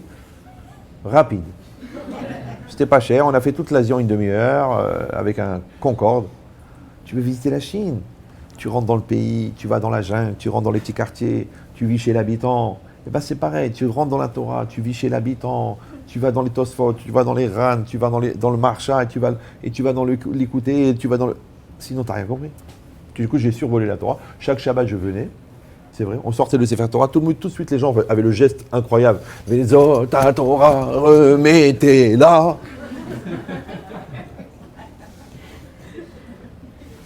Tu sors la Torah, tu étudies la Torah, tu manges la Torah, tu dors avec la Torah, tu te réveilles avec la Torah. C'est ça, vivre la Torah. C'est pas genre une fois par semaine, et tu fais ton don, et tu participes à l'existence de la communauté, avec Gershon Combois en plus, comme pour rappeler que tu touches du bois, que ça porte bonheur. Non, Rabotai, c'est marqué ici. La Torah, elle contient la vie. La Torah, elle contient la Chokhma. La Torah, elle contient la Nevoa. La Torah, elle contient tout. Vous savez que Rav Elchanan Wasserman, bon, qui n'était pas d'Erfoud, oui. Bon, alors il étudiait comme ça, il étudiait. Et les gens, ils venaient pour lui poser des questions. Alors quand il s'arrêtait d'étudier, il écoutait la question. Et puis après, quand il avait écouté la question, il réétudiait. Et après, il répondait à la question. Et il y a des gens qui faisaient la queue. Alors, des fois, il restait une demi-heure pour étudier, après pour répondre à la question. Des fois, il restait une minute. Un jour, il y en a, il lui a dit, je comprends pas arabe. De toute façon, la question, elle n'a aucun rapport avec le texte que vous étudiez. Alors pourquoi le mec, il est en train d'étudier Baba Kama. Tu lui poses une question sur Nida. Et l'autre, il lui dit, est-ce que je dois faire la lire? Et l'autre, il lui dit, est-ce que je dois changer de belle-mère? Il dit, non, ça c'est un Xéra. D'accord. Mais c'est quoi l'idée? Quelqu'un m'a dit, tu sais pourquoi est-ce qu'on n'est pas condamné à mort sur une intention de meurtre? Parce que sinon, tous les gendres seraient Chayav Mita. Bon. Alors maintenant, qu'est-ce qui est marqué ici? J'exagère. Alors, qu'est-ce qui est marqué ici? Que le Rav Elchanan Wasserman, on lui a posé la question, il a dit, mais pourquoi des fois tu restes une demi-heure? Déjà, pourquoi? On te pose une question. Réponds! Non, on lui pose la question, qu'est-ce qu'il fait? Il étudie la Torah, un sujet qui n'a aucun rapport, et après, il répondait à la question. Et deuxième question, pourquoi des fois il étudiait une demi-heure, et des fois il étudiait une minute? Et après, il répondait. Eh bien, écoutez bien, c'est la réponse c'est Rav Elchanan Wasserman, c'est l'élève du Chafetz Chaim, d'accord? Un géant de la Torah. Il a répondu comme ça, il a dit parce que quand je réponds pas avec ma chorma, je réponds avec l'inspiration que Dieu me donne par le mérite de l'étude de la Torah. Maintenant, ta question à toi, c'était une petite question, ça suffisait une minute d'étude. Mais il y a des gens qui c'est une question compliquée et j'ai besoin d'une inspiration plus grande, donc j'ai besoin d'être plus lié avec Hachem. Et comme la Torah, c'est le Ratson Hachem, donc en fait, je m'associe au Ratson Hachem et Hachem, il m'envoie la réponse à ta question. Et si quelqu'un il va dire, c'est super joli, à la limite poétique. Mais Rav Eliashiv, à la fin de sa vie, quand les gens lui ont dit, mais pourquoi vous ne voulez pas écrire les réponses que vous donnez aux questions? Il a dit, mais quand j'ai répondu à un, cette réponse, elle n'est pas valable pour l'autre. Tu lui dis, mais enfin, c'est une sheila. C'est une sheila, c'est une halakha, c'est une shralaour. Il a dit, oui, c'est vrai. Mais mon esprit, il va être comme ça à ce moment-là, et mon esprit va être comme ça à ce moment-là. Pourquoi? Parce qu'on ne dit pas aux gens ce qu'ils veulent entendre. On ne dit pas aux gens ce qui est marqué. On dit aux gens ce qu'ils doivent entendre. Mais dans un psak halakha, c'est encore plus. Parce que là, tu dis, elle a une nida, là, elle est permise. Elle est permise, il y a un bébé qui va être conçu. Elle n'est pas permise, il y a un enfant qui va être conçu avec une femme nida. La responsabilité. Ouais. Là, cet argent, c'est à toi, c'est pas à toi. Si l'argent, il est à toi, c'est bien. Mais s'il n'est pas à toi et que tu le prends, tu nourris tes enfants avec de l'argent qui est volé, même volé al pi alaha, ne t'étonne pas qu'ils deviennent des réchaïm. Parce que c'est pas de l'argent cachère. Donc le Rav, il a une très très grande responsabilité. C'est pour ça que la Gemara dans Sanhedrin, elle dit Adayan, Adan, Din, Emet, Lamito, Shutaf, Le Akadosh Baruchu, Bemaase, Bereshit. Que le Dayan qui va juger un jugement qui est vrai, il est associé à Dieu dans la création du monde. Tu dis, mais attends, la création du monde a eu lieu il y a 6000 ans. Et puis là, on est à un autre niveau déjà. Là, on est quand même à l'Euro 2016. On sent que ça a évolué depuis Cro-Magnon. Pas tellement en vérité. D'accord? Mais c'est quoi l'idée? C'est que c'est faux. En vérité, le Maaseh Bereshit, il continue. C'est Hachem, il continue à créer le monde en temps réel. De la même manière qu'Hachem, il a pris des molécules et il a fait un singe, de la manière, Hachem, il a mis de l'argent chez l'un et il a enlevé de l'argent à l'autre. Et quand le Dayan, il va dire, cet argent-là lui revient de droit, en fait, il va continuer, le Ratson Hachem, de redistribuer la particule à l'endroit où elle doit être. Donc, le Dayan, il est associé à Dieu dans la création du monde. Il a fait, non? Même le Rav, il est d'accord. Kol hakavod, vous avez un Rav qui est Tamid Racham. Chaque fois que je dis une Gemara, il la connaît. Je vais essayer de trouver une qu'il ne connaît pas, mais c'est pas évident. Peut-être la mienne, parce que la mienne, ma femme s'appelle Gemara. Bon, alors, mais... D'ailleurs, j'ai fait de la Fayomi avec elle tous les jours. Mais c'est quoi l'idée? Non, c'est vrai, elle s'appelle Gamra. Donc, qu'est-ce qui est marqué ici? Vous avez compris, Baruch Hashem. Vous avez compris que la Torah et Hachem et les Bnei Israël, c'est un. C'est pour ça, maintenant, peut-être, si Dieu veut, qu'on va comprendre pourquoi est-ce qu'il y avait 600 000 lettres dans la Torah, pourquoi est-ce qu'il y avait 600 000 âmes pour recevoir la Torah, et pourquoi il y avait 600 000 anges qui sont venus. Pourquoi 600 000? Pourquoi pas 400 milliards? Pourquoi 600 000? Pourquoi il y avait un ange pour chaque Ben Israël? Alors regardez qu'est-ce qu'il dit le Or Gedaliahu, toujours lui, il dit comme ça. Veze aya behemet einyan amispa. Ça va, vous ennuyez pas là? Ça va, non? Je ne sais pas, c'est moins marrant que d'habitude. Mais c'est plus profond. Ça ne peut pas être Gad Elmaleh à chaque fois. On essaye de le ramener à la Teshuvah. Donc, Vezaya Behemet Inyan Amispar. C'est ça le sujet du conte. Chez Matsino Beparashat Bamidbar. Parce que c'est vrai que vous pouvez me poser la question, à quoi ça sert que Hachem il a demandé 2 ou 3 fois dans la Torah de compter les Juifs? Il faut les compter. Il y a tant dans telle tribu. Pourquoi? À quoi ça sert de compter les Juifs? D'abord, on ne compte pas quand on aime, d'accord? Et on ne compte pas les Juifs, c'est une halakha. Et là, même pour Minyan, on ne compte pas, on dit un pasouk. Et là, pour compter les Juifs, on les compte. C'est bizarre. Alors, regardez ce qu'il dit. Chez Amispar, c'est un peu profond, hein, mais je sais que vous êtes capable. Chez Amispar, Aya le Akbiya et à Adam les Shorcho. Que le fait de compter, c'était pour élever chaque homme à sa racine. Ou le kacher auto, im auto achelek batora ashayachlo. Et c'était pour le lier avec la part dans la Torah qui lui est shayechet, qui lui est incombé, ouais, d'accord. Vechen ita bisfarim beshem azon. Bon, c'est pas grave ça, d'accord. Alors, qu'est-ce qui est marqué ici? Qu'on a compté les Bnei Israël, pas pour les compter, c'est pour rattacher chaque juif, ouais, à sa lettre dans la Torah. Maintenant, rappelez-vous que chacun d'entre nous, vous voyez, on est comme ça. Lui, il est là, lui, il est là, lui, il est là, lui, il est là, ouais. Vous êtes là, vous êtes là, vous êtes là. Donc, au niveau physique, on est séparés. D'accord? On a des corps séparés, on a des choix séparés, on a des intérêts séparés, on a la propriété privée, ouais. On a des couleurs, on a des goûts, on est séparés. Mais, Hachem, il a dit, attention, je vous préviens, je ne vous donne pas la Torah parce que vous êtes des individualités, je vous donne la Torah parce que vous êtes un peuple. C'est pour ça que, Kol Israël, Arevim, Zelazé. C'est quoi Arev? Ceux qui ont fait l'ulpan? Kol hakavod. Arev, ça veut dire garant. Tous les Bnei Israël sont garants les uns des autres. Tous les Bnei Israël sont responsables les uns des autres. Or, Le mot Arev, il veut dire aussi Meourav, mélangé. Alors je vous donne le secret. En bas, on est garant les uns des autres. Mais en haut, on est Meourav. C'est-à-dire qu'un homme, c'est un corps avec une neshama. Alors, je rappelle pour les gens qui n'ont pas eu la chance de faire du tourisme kabbalistique, que la neshama, elle remplit le corps, il dit le Nefesh HaChaim. Ensuite, elle part du sommet de la tête comme un fil transparent. Ce fil transparent, il traverse les 7 cieux, d'accord ? Ensuite, elle traverse les 10 sphirotes, les 10 dimensions spirituelles, l'espèce de transformateur d'énergie pour que la volonté d'Hachem, elle devienne une énergie viable dans la réalité. Donc, elle traverse les 10 sphirotes. Et cette neshama, elle arrive à la racine des neshamot d'Israël, qui est en dessous le trône céleste. Voilà. Et là-bas, il y a une seule neshama. Donc, en bas, il n'y a que des individualités. Et en haut, il y a une seule. Donc, tout se mélange. Donc, Kol Israël Arevim, le pshat, ça veut dire on est responsable, on est garant. Mais le sens profond, c'est qu'on est tous mélangés. C'est pour ça que la force d'Israël, elle est dans l'union. Vous savez pourquoi la guerre du Golfe a eu lieu en 1990 ? Pourquoi elle ne s'est pas passée en 1221 ou en 700 après le début de l'ère vulgaire ? Pourquoi ? Parce qu'en 1214, il n'y avait pas de radar. Il n'y avait pas de missiles non plus. Il n'y avait pas de radio, il n'y avait pas de télévision. Mais en 1990, il y avait des radars et il y avait des missiles.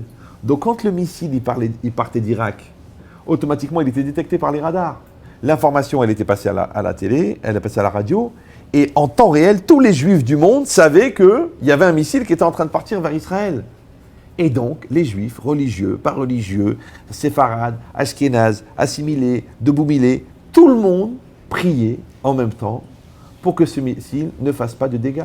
Et effectivement, ils sont tombés 39 missiles et ils n'ont pas fait de dégâts. Et pour tous les brels, comme j'en ai connu à moi des cousins israéliens, qu'après la guerre du Golfe, ils m'ont dit, mais on nous a très bien expliqué à la télé qu'en fait le missile n'avait plus d'essence, donc, et qu'il y a une partie du moteur qui était tombée, c'est pour ça qu'il n'y a pas eu de dégâts. Je rappelle que le missile, quand il était sans essence et sans moteur, il pesait 20 tonnes. Et un truc qui pèse 20 tonnes et qui arrive à 200 km/h, déjà que ta voiture qui pèse 1 tonne, quand elle arrive à 30 km/h, le mec il est handicapé à vie si on retrouve les morceaux. Alors quand un missile il arrive à 200 km/h et qui pèse 220 tonnes, ça veut dire que c'est comme s'il y a 3 immeubles qui tombent sur ta maison. Ah oui, parce que la vitesse elle augmente la pression. Et il n'y a pas de mort. Et encore pour les gens qui ont douté, il a fait tomber un missile sur une base américaine, il y a eu 52 morts. Et là, ils sont tombés tout autour de Bnei Brak, à Tel Aviv. J'ai rien dit. Mais ils auraient pu tomber à Bnei Brak, autour de Tel Aviv. Et là, ils sont tombés à Tel Aviv, la ville de l'amour. C'est vrai. L'amour de la lessive. Une seule lessive. Homo pour tous. D'accord. Calmez-vous. Donc, ça va mousser dans la famille. Donc, je disais, je dis là, il y a eu 39 missiles et il y a eu un mort par accident cardiaque. Donc le mec, il n'est même pas mort du missile, il est mort de peur. Ouais. Et là-bas, il y a un seul missile, il y a 52 morts. C'est celui qui ne voit pas le miracle. Mais pourquoi il n'y a pas eu ? Tu dis parce qu'Hachem, Baruch Hashem, a protégé Am Israël. Moi, je vous dis la vérité, c'est pas Hachem. C'est les 14 millions de juifs qui ont prié. Maintenant, les 14 millions de juifs qui prient sur cette terre, ils représentent Hachem. Et si eux, ils ont dit il n'y aura pas de mort, Hachem, il est obligé d'accepter qu'il n'y aura pas de mort. Il n'y aura pas de mort. Mais si ça s'était passé en 1214, il n'y avait pas la radio. C'est pour ça que ça s'est passé à ce moment-là. Parce que c'était pas qu'il y a eu des missiles et qu'il n'y a pas eu de mort. C'était qu'Hachem, il a créé une occasion de créer l'union dans le peuple juif par la prière. Voilà, c'était ça la guerre du Golfe. La guerre du Golfe, c'était une occasion pour les juifs de s'unir. Parce qu'on s'en contrefout des missiles. Vous me suivez ou non ? Parce que les gens, ils ont peur, les missiles, antimissiles, missiles, les trucs électroniques, pour tout réunir toutes les kippotes, ils ont fait la kippote Barzel. Peut-être ils ont dit, bah oui, parce qu'il y a l'équipa noire, l'équipa Sruga, l'équipa truc. Il a dit peut-être avec une kippa de Barzel, ils vont tous se réunir avec une kippa d'acier. À Botaï, c'est pas chaud. Nous avons une force incroyable. Le Ham Israël, il a une force extraordinaire. Seulement, chez Ata Yodé Ale Dorchar, si tu prends chaque juif, moi j'ai écouté des milliers de témoignages. À chaque fois qu'il y a un juif, il te raconte sa vie, tu dis pourquoi tu n'as pas écrit un livre? C'est incroyable. Ou un film. Ouais, ça s'est fait déjà. Ouais, ça s'appelle Coco, c'est connu. D'accord.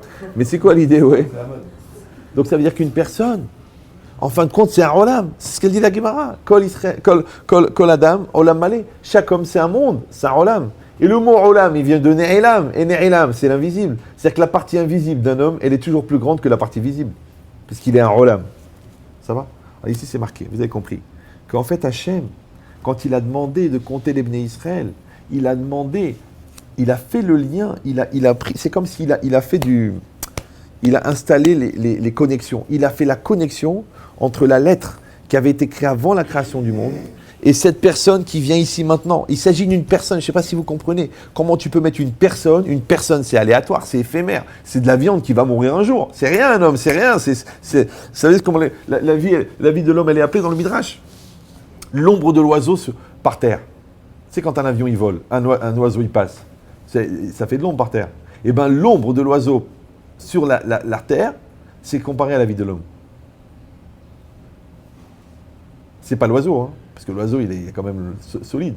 C'est rien que l'ombre de l'oiseau. Et l'ombre de l'oiseau, elle reste pas longtemps. Hein. Elle est éphémère. Elle est aléatoire. Elle est fragile. Et elle est inexistante pratiquement. Comme l'homme. Alors comment tu peux mettre un homme d'un côté et une lettre de la Torah d'un côté? Que cette lettre-là, elle est pour l'éternité et elle existera après que le monde va disparaître. Et l'homme, c'est rien du tout, c'est de l'air. Hachem, il a dit non, on va les mettre ensemble. Shayach ze, aod shayach le Adam. Incroyable. Et bien là où ça devient très vicieux, et je suis obligé de l'aborder puisque c'est l'heure, excusez-moi, le temps passe, c'est un midrash dans Bereshit Rabbah. Ça vous dit rien? Donc le Midrash Rabbah, il raconte une chose incroyable. Vous savez, quand Yaakov, il est parti chez Lavan pour se marier, il est arrivé, il a vu un puits. C'est marqué dans le pasuk, Vayar ve'ine be'er. Il a vu et voici un puits. Donc nous, qu'est-ce qu'on dit? Que Yaakov est venu, il a vu un puits. Et après, il a vu des troupeaux avec des bergers qui se rapprochaient pour aller puiser de l'eau dans le puits. Et après, Rachel, elle est venue. Super. Ça, c'est l'histoire. Mais regardez qu'est-ce qu'il dit le Midrash. Ça, c'est ce qui s'est passé. D'accord? Regardez ce qu'il dit le Midrash. Vayar ve'ine be'er. Il a vu et voici un puits. Le Midrash il dit Zé Sinaï, c'est le Sinaï.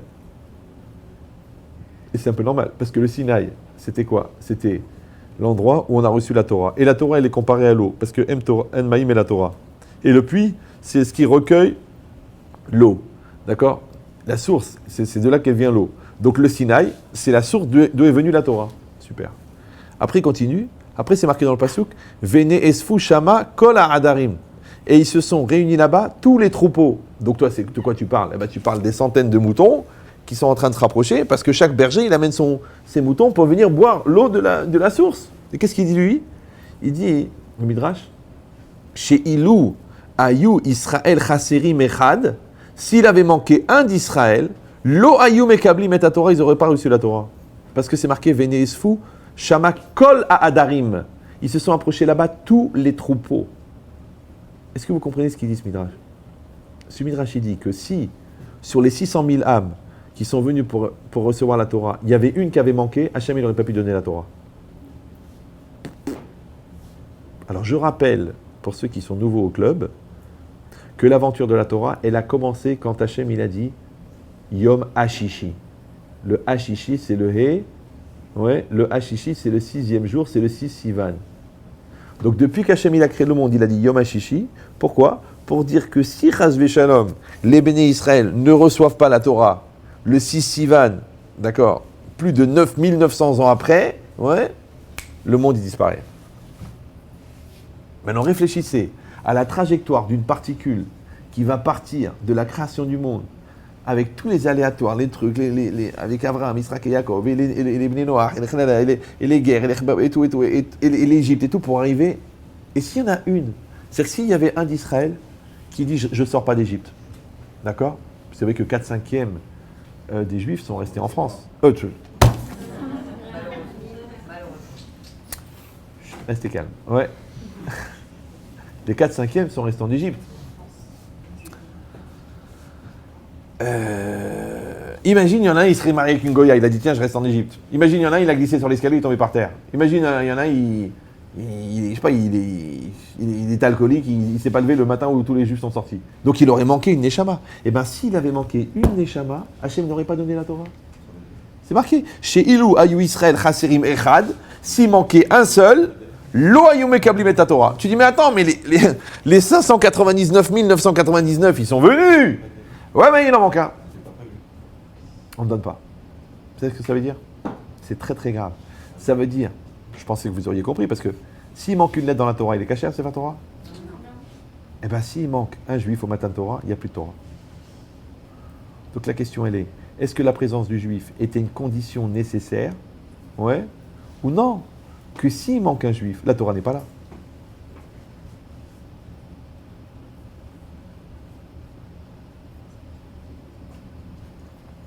Je vous donne une image. Vous allumez une lampe, un laser, dans un endroit. Ouais. Mais c'est tellement loin de l'endroit où vous êtes que vous ne pouvez pas savoir s'il est allumé. La seule manière de savoir, c'est vous mettez un miroir. Maintenant, si le miroir il s'éclaire, ça veut dire qu'il a capté le rayon et donc la lumière est allumée. Eh bien, le miroir de la Torah, c'est le juif. Donc si le juif n'est pas là pour recevoir la lumière de la Torah n'est pas complète, puisque la Torah, elle est complète avec le juif. C'est pour ça que c'est marqué Shnaim Amedabrim Bedivre Torah, Pirkei Avot, oui. Shechina Benehem, deux juifs qui parlent des paroles de la Torah, la Shechina, la présence divine, est entre eux. Ouais. Qu'est-ce qu'il dit le Maharal de Prague? Il dit Zohi Torah Shlema. C'est ça la Torah complète. Ça veut dire que la Torah, c'est pas qu'est-ce qu'il y a écrit dans le livre.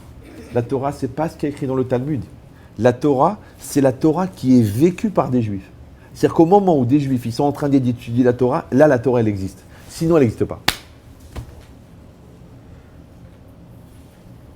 Vous avez compris cette logique ou non? Donc ça veut dire que s'il avait manqué un juif, ouais, je sais pas comment. C'est comme un diamant par exemple. Un diamant. Pourquoi il brille? Vous savez pourquoi? Ben parce qu'il reflète la lumière. Maintenant, pourquoi est-ce qu'il brille beaucoup? Parce qu'il a plus de facettes. Maintenant, le diamant, plus il a de facettes, plus il brille. Pourquoi? Parce qu'au lieu, par exemple, un diamant avec une seule facette, comment ça s'appelle? Une vitre. D'accord? Donc, quand vous avez plusieurs facettes, le minimum c'est 70, parce que Shivim Panim Batora. D'accord? Donc, quand vous avez un diamant à 70 facettes, donc ça veut dire que quand vous avez de la lumière, il y a 70 rayons lumineux qui vont, donc 70 espaces de surface qui vont renvoyer de la lumière. D'accord? Donc la réfraction, ça va créer la brillance. Bon, donc plus il y aura de facettes, à partir de 70, 100, 200, 450, il y a des diamants qui ont 650 facettes. C'est énorme.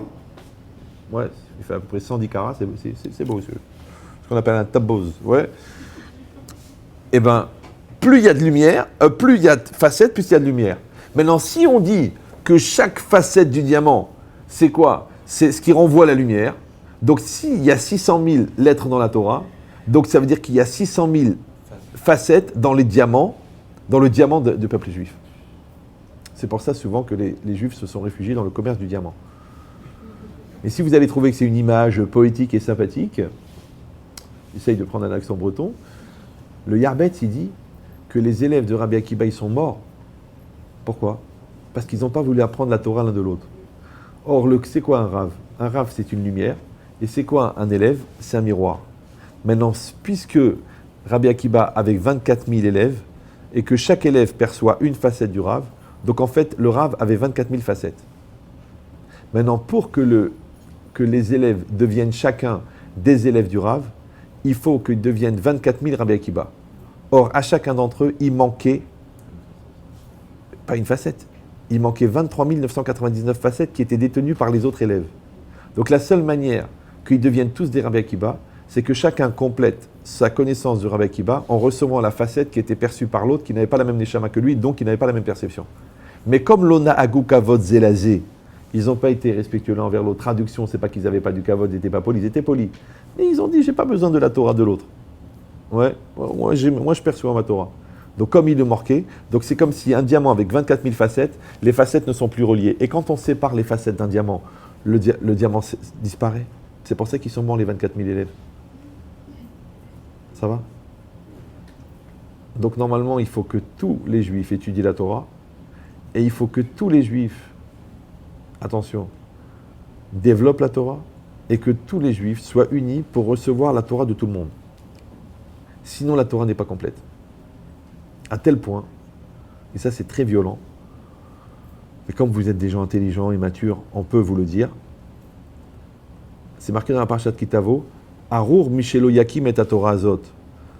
Maudit soit celui qui n'a pas renforcé cette Torah, qui n'a pas soutenu cette Torah, qui n'a pas développé cette Torah.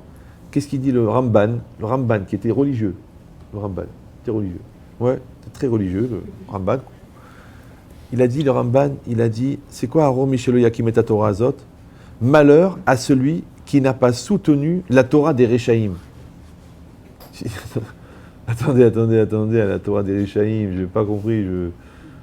La Torah des Tzadikim, faute de frappe? Non, la Torah des Réchaïm. Il dit pourquoi?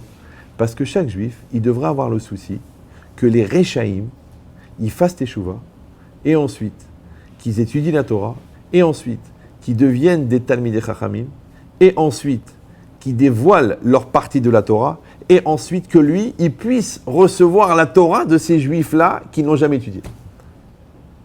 Ça s'appelle Mishelo Yakim et Torah Azot. Mais comme il n'a pas le souci déjà la Torah des Tzadikim, tu crois qu'il en a quelque chose à foutre de la Torah des Réchaïm? Vous suivez ou non? Alors que tu sais que chaque juif, il a un chélek dans la Torah. Maintenant, je vous dis tout de suite, c'est pas qu'un juif, il a un chélek dans toute la Torah. Détendez-vous, ouais. Mais peut-être que toi, tu peux amener un éclairage sur le Rashi. Peut-être que toi, tu peux développer sur Teilim. Peut-être que toi, tu as quelque chose dans Yevamot. Peut-être que toi, tu as quelque chose sur le Pri Megadim que personne n'a. Comme moi, j'ai eu des éclairages dans la Torah. Une fois, j'ai fait écouter un rave très très fort, vraiment un rave. Pas était âgé, mais quand même était bien, parce qu'en général, un rave âgé, c'est... Il a écouté, peut-être vous l'avez écouté, le cours Relations parents-enfants. Ça vous dit quelque chose? Non? Ça vous dit quelque chose? Eh bien, ce cours-là, c'est un cours qui est développé pendant 2 heures sur 4 lignes dans la Gemara, dans Kiddushin, d'Aflamed Aboudbet. Et quand je l'avais fait à Montréal, il y avait un professeur de pédopsychiatrie, il m'a dit, Baruch Habba Miami, il a dit, dans ce cours-là, il y a mon cours à moi. Et mon cours, il dure 4 ans. Mon cours à moi de pédopsychiatrie qui dure 4 ans, vous l'avez résumé en 2 heures. Je lui ai dit, mais le plus choquant, c'est que moi, je l'ai tiré d'une Gemara, et dans la Gemara, il y a 4 lignes. Je ne sais pas si vous comprenez. C'est-à-dire que 4 lignes de la Gemara, c'est 4 ans de fac. À fac. Ouais. Maintenant, quand ce rave-là, qui est vraiment un Talmid Chacham, à 20 ans, il connaissait tous les chasses, il a écouté le cours. J'ai été le voir à la fin. Je lui ai dit, à Rav, c'est nachon ou c'est emet? Ce que j'ai dit, c'est vrai ou c'est correct? Il m'a dit, Vadaï, c'est emet. Il dit, aval, afpam lo karati et Gemara kacha. Il dit, mais j'ai jamais lu la Gemara comme ça. Et je vous dis, c'est quelqu'un, à 20 ans, il connaissait le chasse par cœur. Alors à 50 ans, je ne dis pas ce qu'il connaît. Ouais. Mais cette lecture-là, il n'a pas eu. Pourquoi? Parce que le bon Dieu me l'a donné à moi. Maintenant, moi, par exemple, après mon bac, je voulais être... non, soigner les malades. Moi, je voulais être diplomate international. Donc j'ai dit, je vais faire Sciences Po, après je vais faire Dauphine, après je vais rentrer truc, et après je vais être diplomate. C'était ça mon projet. Moi, j'ai gardé l'international. Bon, et un petit peu de diplomatie. Mais après, j'écoute un rave, et puis j'ai décidé de rentrer à la yeshiva pour 1 an, après j'ai redoublé. Après, on m'a proposé de faire des cours, et après, je suis venu, je vous ai fait cours. Et donc, j'ai eu une lecture dans la Torah, mais je ne l'aurais pas eu, cette lecture. Et ce cours-là, qui a fait des centaines de Baalei Teshuva, et qui a réveillé des milliers de parents, et qui a peut-être sauvé des millions d'enfants, il n'aurait pas existé dans le monde. Donc, il aurait manqué cette Torah-là. Alors, je ne t'ai pas dit que je suis une lumière, je te dis seulement que chaque juif, il a quelque chose à apporter. C'est pour ça que quand un juif il fait un Dvar Torah, qu'il soit fort, qu'il soit faible, il faut toujours l'écouter. Écoute-le. Parce que peut-être qu'on va te dire, mais il te manquait cette Torah-là. Maintenant, un petit chidouche.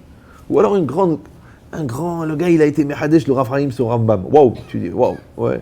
où le gars, il a dit, écoutez, j'ai une lecture sur le Passouk. Maintenant, je ne parle pas des gens qui sont inspirés de M6 et de Canal+. Je parle vraiment de quelqu'un qui a fait une mission des fèches, qui a préparé le Dvar Torah pour son fils, et Hachem, il lui a envoyé un éclairage, et tac, il a trouvé un hidouche. Et le gars, il dit, tu sais, tout ce que tu as dit, c'est le Rogatchover. Il dit, ah bon? Ouais, c'est pas mal déjà de répéter le Rogatchover, déjà, parce que le Rogatchover, je vous dis tout de suite, c'est très très très compliqué. Ouais, mais il a eu, le gars, il a eu une inspiration du Rogatchover. Bon, peut-être il a un arrière-petit-fils lui-même du Rogatchover. Mais ça veut dire quoi? C'est que quand on dit que Kol Israël Yesh Lo Chelek Batorah, que chaque juif il a un Chelek dans la Torah, c'est pas seulement que chacun il aura une lecture et que chacun il peut apporter. C'est que tant que chaque juif n'a pas révélé son dévoilement de la Torah, et comme la Torah c'est Hachem, c'est la volonté d'Hachem, donc le dévoilement de la Torah c'est le dévoilement d'Hachem, et que le but de la création du monde c'est de dévoiler Hachem dans le monde. Vous me suivez ou non? C'est pas du marketing et du vedettariat. Ouais, le but du monde c'est de dévoiler Hachem. Et le juif il représente Hachem. C'est pour ça que quand un juif il fait des bêtises, on dit qu'il fait Hiloul Hachem. Il dit non, il fait pas Hiloul Hachem, il fait Hiloul de lui, il fait pas Hiloul Hachem. Il a profané. Moi, pourquoi tu profanes Hachem quand tu fais des bêtises? C'est bizarre, non? Et au contraire, quand tu fais du bien, on dit fais tu fais Kiddush Hachem. Tu dis écoutez, je ne veux pas m'enlever le mérite, mais franchement, c'est moi qui l'a fait. Non, c'est pas fait. Toi, tu n'as rien fait, toi. Toi, tu étais que le dévoilement. Ouais, c'est comme si tu envoies la lumière dans le miroir et que le miroir renvoie la lumière. Et toi, tu dis, et le miroir, il dit, quand même, j'ai renvoyé la lumière. Mais tu n'as rien fait, toi, si on n'avait pas la lumière, si on n'avait pas allumé la lumière, comment tu l'aurais renvoyé, toi? Donc en fait, on n'est que des miroirs. Ça, c'est une grande question que j'avais posée à un professeur, le professeur Sahel. Vous connaissez, non? Oui, non? Et sortez un petit peu. L'ophtalmo. Professeur Sahel, un génie. Sortez, toujours la yeshiva. Orthodoxe. Exactement. Eh bien, il a dit, j'ai parlé avec lui, j'ai dit, mais pourquoi est-ce que quand on met deux miroirs l'un en face de l'autre, le reflet, il est à l'infini? Tu regardes, là-bas, et de l'autre côté, pareil. C'est bizarre, non? Ouais. Ben, je vous laisse réfléchir. Hein. Vous voulez la réponse? Vous la voulez? Consommateur. Il faut vous casser la tête un petit peu. Sinon, quelle valeur ça? Tout ce que je vous donne, c'est gratuit. Quelqu'un, il m'a dit une fois. Il m'a dit, le danger avec toi, c'est que ça vient avec une telle facilité, les gens ils croient que c'est simple. Et les gens, quand tu dis 40 ans, ils disent, mais attends, mais t'as vu tout ce que t'as dit là? Mais on est détendu. On est tous détendus. C'est-à-dire des gens tendus, et non pas des cons pressés. D'accord. Mais qu'est-ce qui est marqué ici? Ici, c'est marqué que, en fait, la lumière, on a dit, elle représente la volonté d'Hachem. Donc le rayon lumineux, en vérité, c'est l'ange qui véhicule la matière pour qu'elle existe. Et c'est l'ange qui véhicule Alors maintenant, puisque la volonté d'Hachem est l'infini, donc quand tu mets un miroir en face d'un miroir, donc c'est que la lumière physique, elle n'est que la représentativité de la lumière spirituelle. Et comme la lumière spirituelle, c'est la volonté d'Hachem, et que c'est la rencontre de deux infinis, donc si l'homme il arrive c'est-à-dire si Hachem il va développer une volonté infinie, si l'homme il arrive à se séparer de sa petitesse psychologique et de sa petitesse physique, donc il va émettre une intensité de lumière qui est de la même intensité que celle qu'il avait au niveau de sa neshama, donc elle devient infinie. Donc c'est pour ça que jusqu'à la fin des temps, les paroles de Rabbi Shimon Bar Yochai vont rester parce qu'elles étaient infinies au départ, ouais, et que les paroles de la Torah elles vont rester parce qu'elles sont infinies au départ. Donc la rencontre de ces deux infinis, c'est comme quand tu mets deux miroirs l'un en face de l'autre et ils ne font que renvoyer à l'infini les rayons lumineux de l'un vers l'autre. Or comme le rayon lumineux, il crée la lumière, mais il crée l'image et il crée la couleur parce que la couleur c'est une longueur d'onde, ouais. Donc quand tu regardes d'un côté ou de l'autre, tu fais ce renvoi-là. Ouais. C'est pour ça que les deux miroirs l'un en face de l'autre, ils créent l'infini. Ça va toujours? Voilà. Vous avez compris ou? Non? Donc là, on rentre dans le cadre du cours particulier. Donc, non, on a dit que la lumière, elle représente la volonté d'Hachem. Maintenant, la volonté d'Hachem, elle est infinie. Voilà. Mais après, le problème, c'est que de l'autre côté, il y a la volonté de l'homme. Mais la volonté de l'homme, c'est quoi? C'est l'énergie de Dieu qui est prise en charge par l'homme. Il dit « je veux », mais le « veux », il ne vient pas de l'homme. C'est-à-dire que l'orientation de l'énergie, elle est divine. L'orientation de l'énergie, elle est humaine, mais la nature de l'énergie, elle est divine. Donc maintenant, en fait, un homme, il contient de l'énergie infinie, mais après, il se l'approprie. Alors, pour de l'argent, c'est dommage. Pour avoir la voisine, pour avoir qui est dur comme un roc, d'ailleurs. C'est ça, ils ont sorti un roc très... Bon, alors... Eh bien, cette rencontre entre ces deux volontés. Maintenant, si l'homme il a réussi à sanctifier sa matière, Kedushim Tiyu, donc il n'y a plus l'écran du corps, et s'il a réussi à sanctifier son psychique avec l'Aïrat Shamaïm et la modestie, d'accord, et il a enlevé les névroses, les psychoses, les peurs et les halala. Donc l'énergie de l'âme, elle sort avec la même pureté à l'extérieur que celle dont elle vient à l'origine dans la Neshama. Donc on a une volonté divine qui sort de l'homme et une volonté divine qui sort de Dieu. Et la rencontre de ces deux volontés, elle se reflète à l'infini. Ça s'appelle la Nitzriout. Encore une fois, c'est pour ça que vous pensez à Dieu aujourd'hui. Mais c'est aussi pour ça que quand vous dites Ela Adé Rabbi Meir, ça marche. Pourquoi ça marche? Il est mort. Il est mort, Rabbi Meir, non? Oui, non? On est entre nous. Voilà. Et bien sa volonté, elle n'a pas disparu. Je vous donne le secret. Les gens qui ont existé pour un projet qui est plus grand qu'eux de leur vivant, leur volonté continue à exister après. Mais les gens dont le seul projet était eux, quand ils meurent, le projet s'arrête. C'est pour ça qu'une ampoule, elle produit de la lumière, et pourtant, quand elle claque, on ne peut pas la réparer.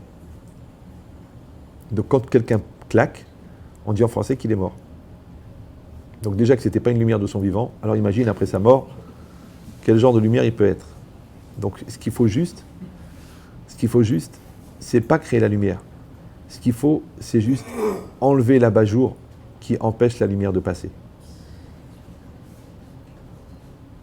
Toujours je donne cet exemple, je l'ai répété 1 million de fois, je sais vous l'avez déjà entendu, mais je le répète quand même, parce qu'on met des années à comprendre ce qu'on sait, c'est seulement l'erreur orgueilleuse de croire qu'on sait qui fait qu'on croit qu'on l'a compris, c'est une erreur. C'est que quand on allume une ampoule de 3000 watts dans une pièce, est-ce que la pièce est éclairée?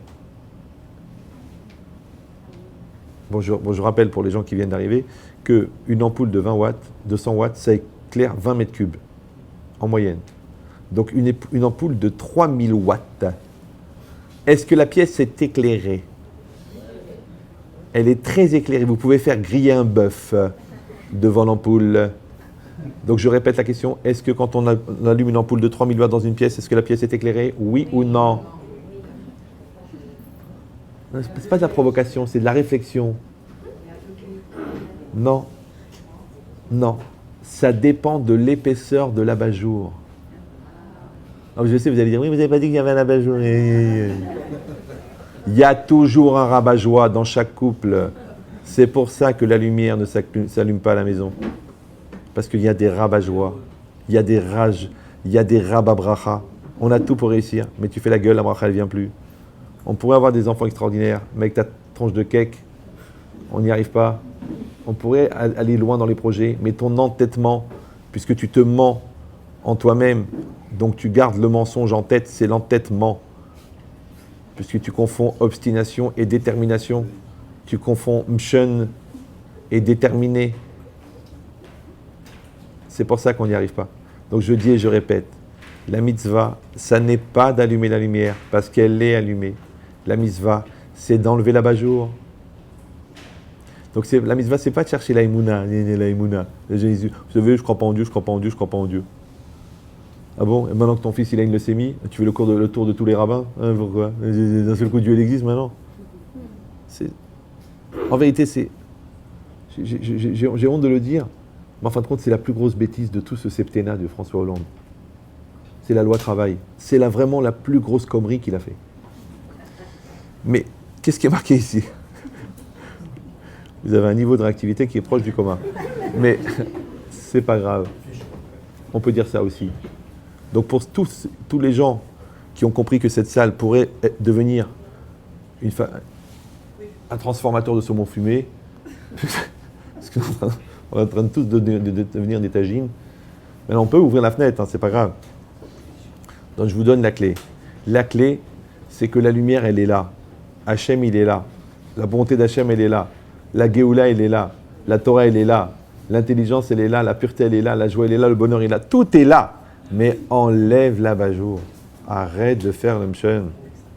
Arrête d'être raciste. Arrête d'être antisémite alors que tu es juif. Arrête d'être lourd. Arrête de jouer le ballon au lieu de jouer le match. Arrête de regarder tes petits intérêts alors qu'il y a tout Aram Israël qui t'attend. Arrête de faire le mesquine. Arrête. C'est ça l'idée. Ouais. Maintenant, là au Matan Torah, Hachem il leur a dit, écoutez-moi bien, je ne peux pas donner la Torah si vous n'êtes pas unis. C'est impossible. C'est pas possible. Parce que si on sépare les lettres, c'est plus un Sefer Torah. Et si on sépare les parchemins, ça n'est plus un Sefer Torah. C'est pour ça que la Gemara, elle dit, dans Megillah, Agolel Sefer Torah tsarir chez Ya'amidena ala Tefer. Celui qui va rouler le Sefer Torah, il doit mettre la couture au milieu. Vous savez, quand on va ranger le Sefer Torah, on le roule. Ouais, et ben on met la couture au milieu. Pourquoi? Aussi, c'est marqué à Golel, Notel Srar, Keneget Kulam. Celui qui va faire la glila, qui va faire le Sefer Torah, et celui qui va faire l'agba, ouais, c'est lui qui va prendre le mérite de tout le monde. Je comprends pas. Toi, tu as payé 200 shekels pour monter la Torah. Tu es monté quatrième. Lui, il a payé 50 shekels pour avoir l'agba. Il a le mérite de tous. Wow. Keneget Kulam, comment c'est possible? Alors, je vous donne le secret. Parce que vous savez pourquoi on monte à la Torah? Vous savez pourquoi, non? Non? Et ouais. Alors, je vous dis, à partir d'un certain niveau d'ignorance, il faut envisager la conversion. D'accord? On monte à la Torah. Normalement, tout le monde devrait lire la Torah. Mais comme on ne peut pas tous monter au Sefer Torah, donc qu'est-ce qu'on fait? On délègue des gens qui vont nous représenter. C'est pour ça que quand vous faites les brachot, quand vous montez à la Torah, vous devez penser à rendre quitte le tzibour.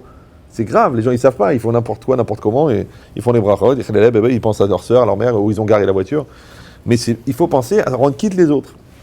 Et les brachot d'avant et les brachot d'après, il faut les écouter. Si vous écoutez pas les brachot quand l'autre il fait, parce que vous êtes en train de parler avec votre copain, il vous manque une partie de la Krata Torah. C'est dommage, parce que la bracha elle fait partie de la lecture. Donc maintenant, quand chaque personne il va lire, donc il va dire Baruch Ata, d'accord, et l'autre il va lire. Qu'est-ce qu'il va lire? Il va dévoiler une partie de la Torah. Et vous allez entendre. Quand vous avez entendu les 7 parties de la Torah, vous avez entendu les 7 parties de la Torah qui va être dévoilée le Shabbat matin, et le lundi matin, et le Shabbat après-midi, et le jeudi matin. Ouais. Et bien, quand le gars il lève le Sefer Torah, qu'est-ce qu'il fait? Il dévoile toute la paracha, normalement, ouais, que l'autre il a vu. D'accord? Mais il dévoile 2 choses. Il dévoile les lettres et il dévoile la couture.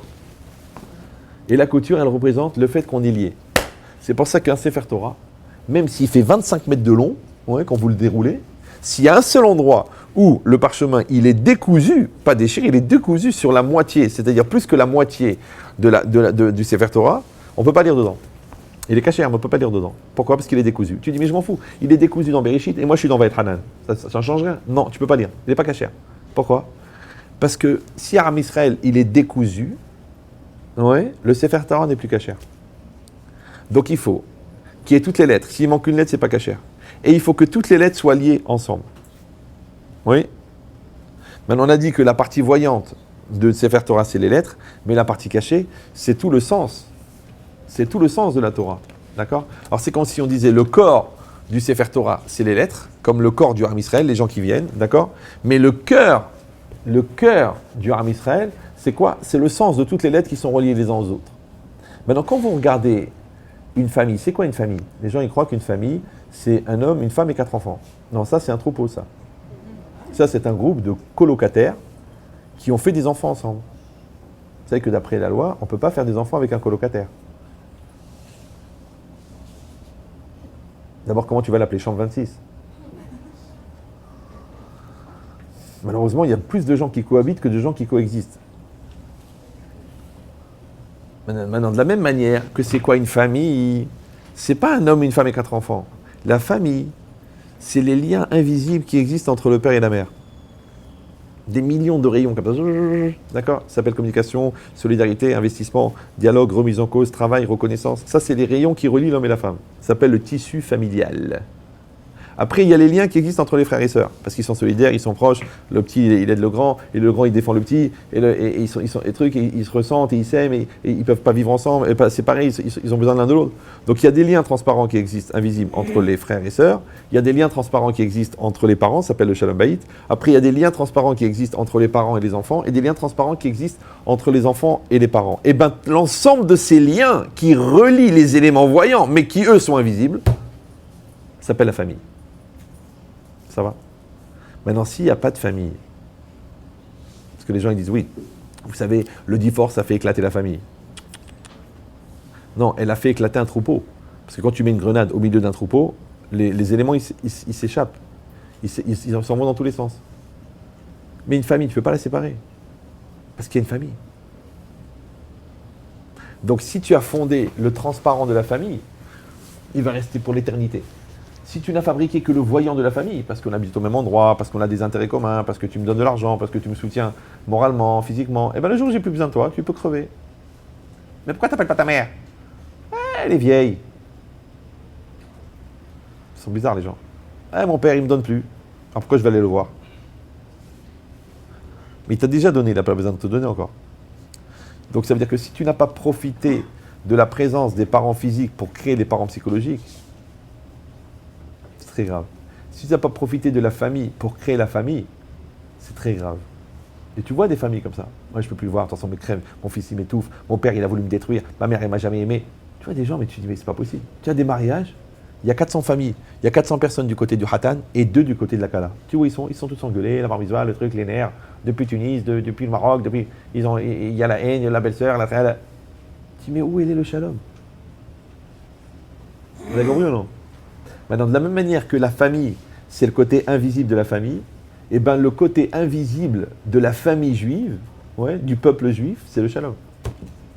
Donc c'est pas au niveau du corps, parce que dans le corps, chacun il rentre chez soi. C'est au niveau du cœur.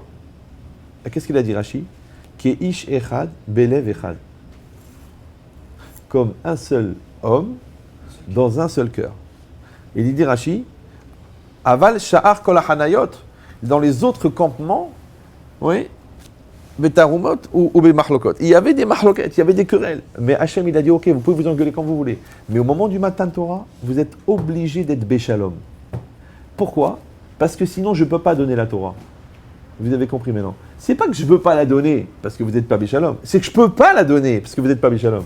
Parce que s'il n'y a pas les miroirs, comment on va renvoyer la lumière? Ça va? Comment on va faire? Donc on est obligé, on est condamné à s'arranger. L'autre jour, j'ai vu des parents, leur fils il s'est marié avec une fille qui est vraiment, elle est référencée sur laorina.com.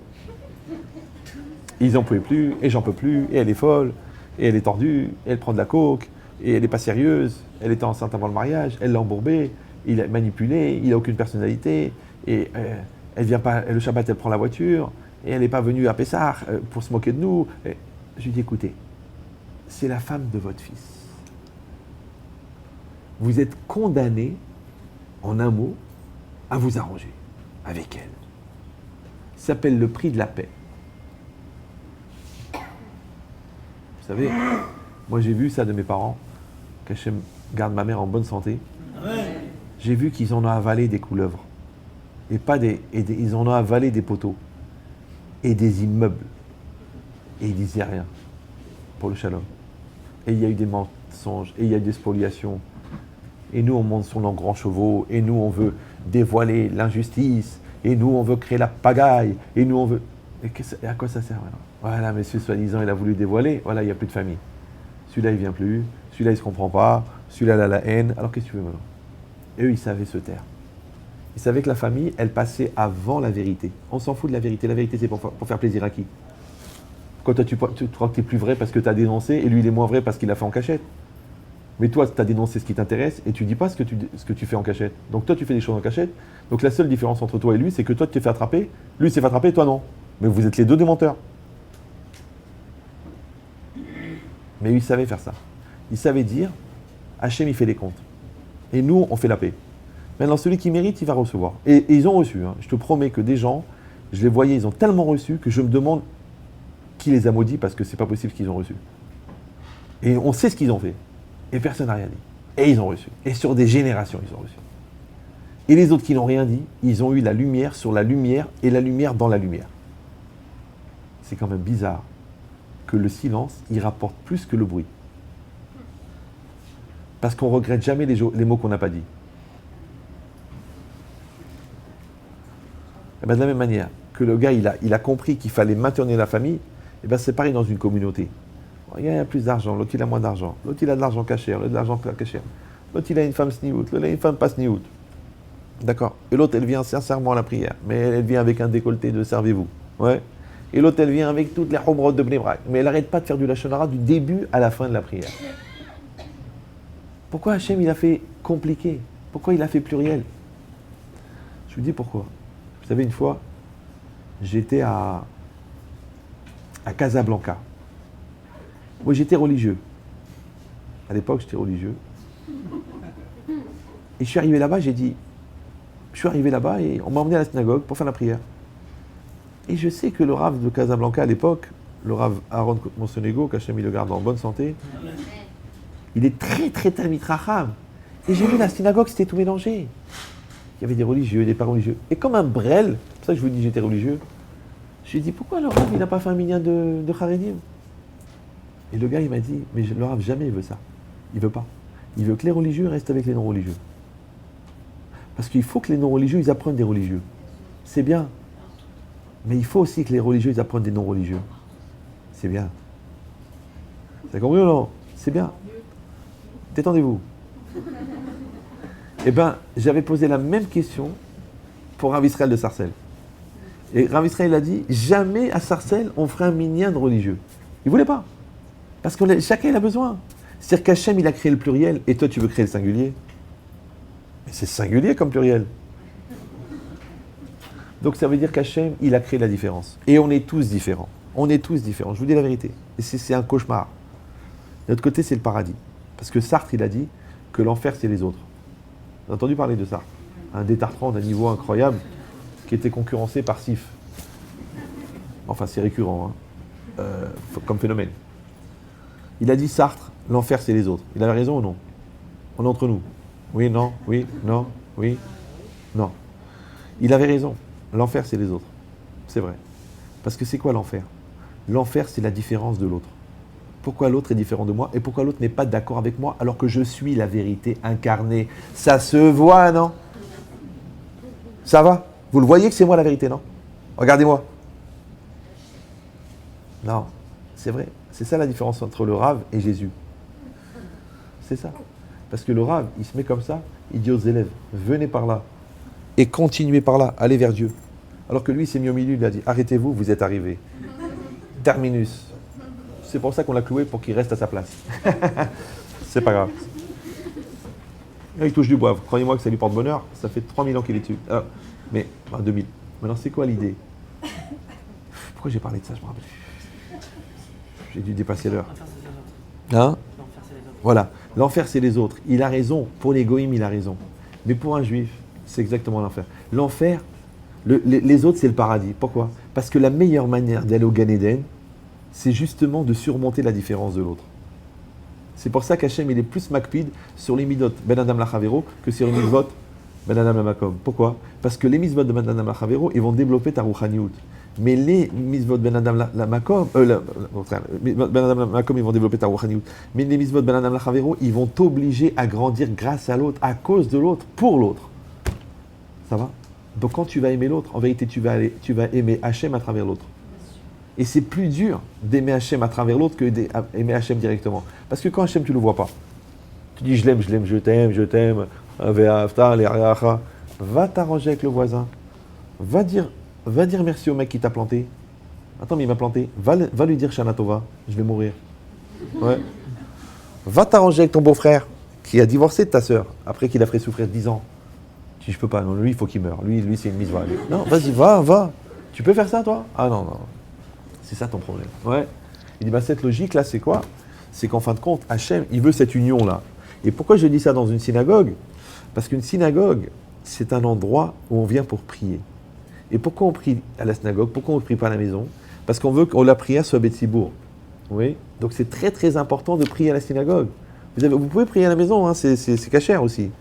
Mais ça n'a rien à voir avec le niveau de la prière à la synagogue. Ouais. Et je ne dis pas seulement pour ceux qui sont là, même pour ceux qui ne sont pas là, à qui vous allez leur dire. Qu'ils n'ont pas le temps, c'est quoi, le minyan, mais t'as pas compris, la prière elle dure 3 quarts d'heure. Toi tu veux pas venir 3 quarts d'heure? Mais après il y a 3 quarts d'heure d'embouteillage. Toi t'as prié 3 quarts d'heure, le bon Dieu il t'ouvre la route, après t'arrives en 5 minutes. Alors de toute façon tu les as perdus les 3 quarts d'heure. Et le client il répond pas, tu perds en une demi-heure. Et l'autre il veut pas signer, tu perds encore 6 mois. Et après ta femme elle comprend rien, tu perds 10 ans. Après ton fils il veut pas t'écouter, tu perds 28 ans. Alors va faire la prière Betsibour et ferme-la. Maintenant le problème c'est que ça ne suffit pas seulement de venir à la synagogue. Pourquoi cette prière, quand tu pries à la synagogue, elle s'appelle une fila Betsibour? Alors écoutez ce qu'elle dit la Gemara dans Sachim. Elle dit, s'il y a un bateau qui coule, et il y a 100 marins qui sont en train de crier, et de prier Dieu pour les sauver, est-ce que c'est une fila Betsibour ou non? 100 personnes, 10 c'est Tsibour. 10 fois 10.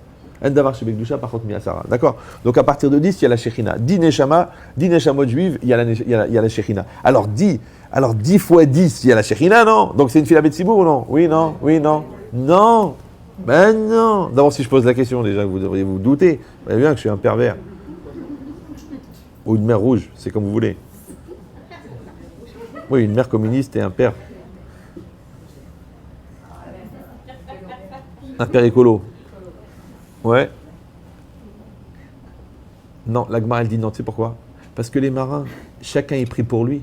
Il dit pourvu que Dieu me sauve, mais que les autres, ils crèvent. S'il reste un seul bout de bois, il est pour moi, qui s'étouffe les autres. Donc tu vois que 100 personnes qui prient, c'est pas une fila Betsibour. Parce qu'une fila Betsibour, c'est pas une fila en présence du Tsibour. C'est une fila Betsibour, c'est une fila où chacun du Tsibour, il prie pour le Tsibour. C'est pour ça que la prière est au pluriel. Pourquoi on dit Barechenu? Pourquoi on dit Refaenu? Refaenu? Des fois, quelqu'un il m'a dit Rav, mais quand je cite plusieurs malades dans la prière, c'est dangereux. Parce que si moi je les cite au pluriel, je les cite ensemble, et si le bon Dieu il a dit il y en a un qui doit mourir, alors que la prière pour les autres elle passe pas, parce que de toute façon celui-là il empêche le bus d'avancer. J'ai dit t'en fais pas, le bon Dieu fait le tri. Mais toi prie. Maintenant quand tu pries au pluriel, c'est-à-dire que tu t'annules devant le pluriel. Alors la prière elle passe. C'est comme dans un couple. Moi je vous donne un conseil. Hein. Je veux régler votre problème de couple en une phrase. Après je vous laisse réfléchir 28 ans. Si les événements du couple, vous les gérez en personne, le problème va rester éternellement. Mais si le problème du couple, vous le gérez en couple, il n'y a plus de problème de couple.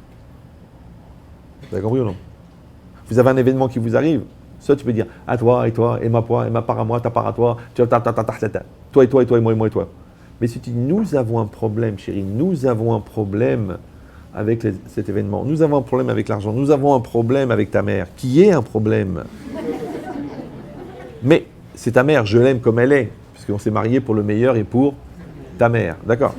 Donc, si nous avons un problème avec la santé, nous avons un problème avec cet enfant, maintenant j'ai deux solutions. Soit je vais aborder le problème solidaire, écoute, nous avons un problème avec l'enfant, qu'est-ce qu'on va faire? Soit nous allons dire, eh ben, tu sais pourquoi il est comme ça? Parce que c'est de ta faute. Je t'avais dit, tu m'as pas écouté. Donc qu'est-ce que je fais? Je me désolidarise de toi, et déjà que je foutais rien dans le couple, mais en plus je te rajoute ça, je te dis en plus c'est de ta faute. Tu vois, voilà, je t'avais dit je devais pas m'en occuper. Et ben voilà, tu m'as imposé, tu m'as dit je dois être un père. Et ben voilà, moi j'étais une machine à sous, tu as fait de moi un père. Et ben un père est noir. Les jeux sont faits, d'accord? Non, tu dois être solidaire parce qu'on l'a fait à deux, on l'éduque à deux, on l'assume à deux, on le marie à deux, ensemble. C'est normal, c'est la solidarité. Ouais. Maintenant, si vous comprenez ça, ça veut dire que le shalom, c'est ce qui fait qu'on est entier personnellement et c'est ce qui fait qu'on est entier ensemble. Donc quand le Ham Israël est Béchalom, rien ne peut l'attaquer, ils disent les Chachamim. Ouais. Mais de quel shalom on parle? Alors le Harizal il a dit qu'on a institué dans la prière qu'il y a une mitzvah pour chacun d'entre nous de s'engager à aimer l'autre. Ouais, Chayav kol adam lomar ve'afta l'irach gamocha dans les kétorets, dans la prière. Parce que si on ne s'aime pas les uns les autres, la prière n'est pas Betsibour. D'accord? De la même manière, quand on étudie la Torah, on doit faire un avec la yeshiva, et on doit faire un avec les autres bachurim. Et après, on doit faire un avec tous les autres juifs. Ils n'ont pas la même approche, ils n'ont pas la même shita, mais on ne va pas en faire une réunion de singes. Peut-être qu'on n'a pas la même shita. C'est pas grave. Oui, c'est le contraire. C'est qu'on dit celui-là il est comme ça, celui-là il est comme ça. Et Baruch Hashem, il y a 265 écoles de Chassidout. On ne va pas dire qu'une elle ne vient pas du Baal Shem Tov. Ouais, et il y a 3485 écoles d'études de la Gemara, et il y a 2854 approches séfarades du judaïsme, et tous sont des bons juifs. Ou non, tu vas dire non. Eux ils se trompent, eux ils iront pas au Lamaba, eux c'est des pathos, eux c'est des frailles, eux c'est des goïms, eux c'est des nuls, eux c'est des débiles. Non. Tu sais pourquoi? Parce que dans le corps, il y a le cœur, et il y a le cerveau, mais il y a les pieds, ils sentent mauvais, et il y a les mains, elles sont sales, mais elles agissent. Et il y a les ongles, on en perd. Et il y a des cheveux, on en perd des centaines. Ça fait qu'il y a un rave, toute sa vie, il a récolté ses cheveux et les poils de barbe, il s'est fait enterrer avec. Parce qu'il a dit, je ne comprends pas, le sang. Quand il y a une mort violente, et qu'il y a des morceaux de chair de partout, il y a Zaka, ils viennent. Zaka, il s'appelle. Il ramasse tous les morceaux parce qu'il faut enterrer la personne en entier. Même le sang, ils l'épongent, le ranénou, et ils enterrent la personne avec les serviettes remplies de sang, parce que ce sang, il fait partie de la personne, qui a Adam ou Nefesh. Ouais. Alors je te dis, les cheveux, pourquoi ils ne font pas partie? Et les ongles. Donc même les ongles du Ham Israël, même les cheveux du Ham Israël, tous ces juifs qui partent avec des goyotes et qui s'assimilent dans la France profonde, ils font partie du Ham Israël. Alors si tu ne peux pas aller les voir pour les convaincre, alors au moins prie pour eux. Maintenant, si tu n'es pas solidaire d'eux, pourquoi Hachem va être solidaire de toi? Et si tu vas dire, mais quoi, alors c'est une punition? Non. C'est que la solidarité elle fait que les cellules se nourrissent les unes des autres. Et que si, chas v'shalom, il y a une cellule qui n'est plus nourrie par les autres, et ben cette cellule, elle meurt. Elle s'appelle le cancer.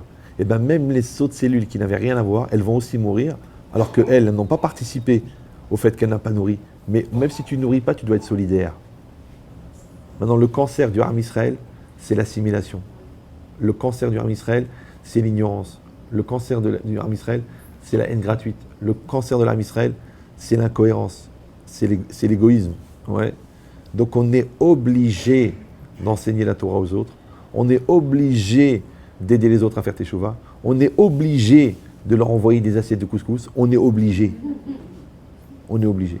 Et on doit encourager les gens qui s'occupent des autres. Ouais. Et Baruch Hashem, qu'il y a des Chabad qui vont aller au Tibet pour faire un seder à 2000 Israéliens, à 3000 mètres d'altitude, que c'est un pays où la bêtise est en vente libre, puisque même à l'entrée du pays, c'est marqué Tibet ou quoi? Oui. Et c'est bien qu'à l'Eikoud, il y a plus de 7000 Avrechim, ouais, et des milliers de Bachurim. Et c'est bien qu'ils étudient la Torah jour et nuit, c'est bien. Ouais, et c'est bien qu'il y ait des Breslev qui vont danser dans les rues là-bas. Et c'est bien. Et d'autres qui vont aller sur le front pour amener les talit katan. Et c'est bien. Et c'est bien qu'il y a des Juifs sans kippa à l'ONU qui se bagarrent pour défendre l'image d'Israël. Et c'est bien, c'est bien. Tout ça, c'est bien. C'est bien. Il faut arrêter de faire des castes. Il faut le faire le contraire. Maintenant, ça c'est ce qu'il a dit à Hachem. Il a dit à Hachem, je ne peux pas donner la Torah si vous n'êtes pas réunis. Vous n'êtes pas. C'est marqué Vayichan Sham Israël. Donc il n'y a pas marqué Vayachanu. Ils ont campé. Il y a marqué il a campé. C'est qu'à ce moment-là, Israël, il est un. Maintenant, si on dit que la Torah, elle n'a pas été donnée à l'époque et ensuite qu'on l'a appliquée, mais qu'on dit noter la Torah au singulier tous les jours, donc Hachem, il donne la Torah au présent. Donc les conditions du don de la Torah n'ont pas changé depuis le don de la Torah. Et puisque la Torah, elle a été donnée dans le Shalom, donc automatiquement, la Torah, elle ne pourra se maintenir que dans le Shalom. Hazak Obaou.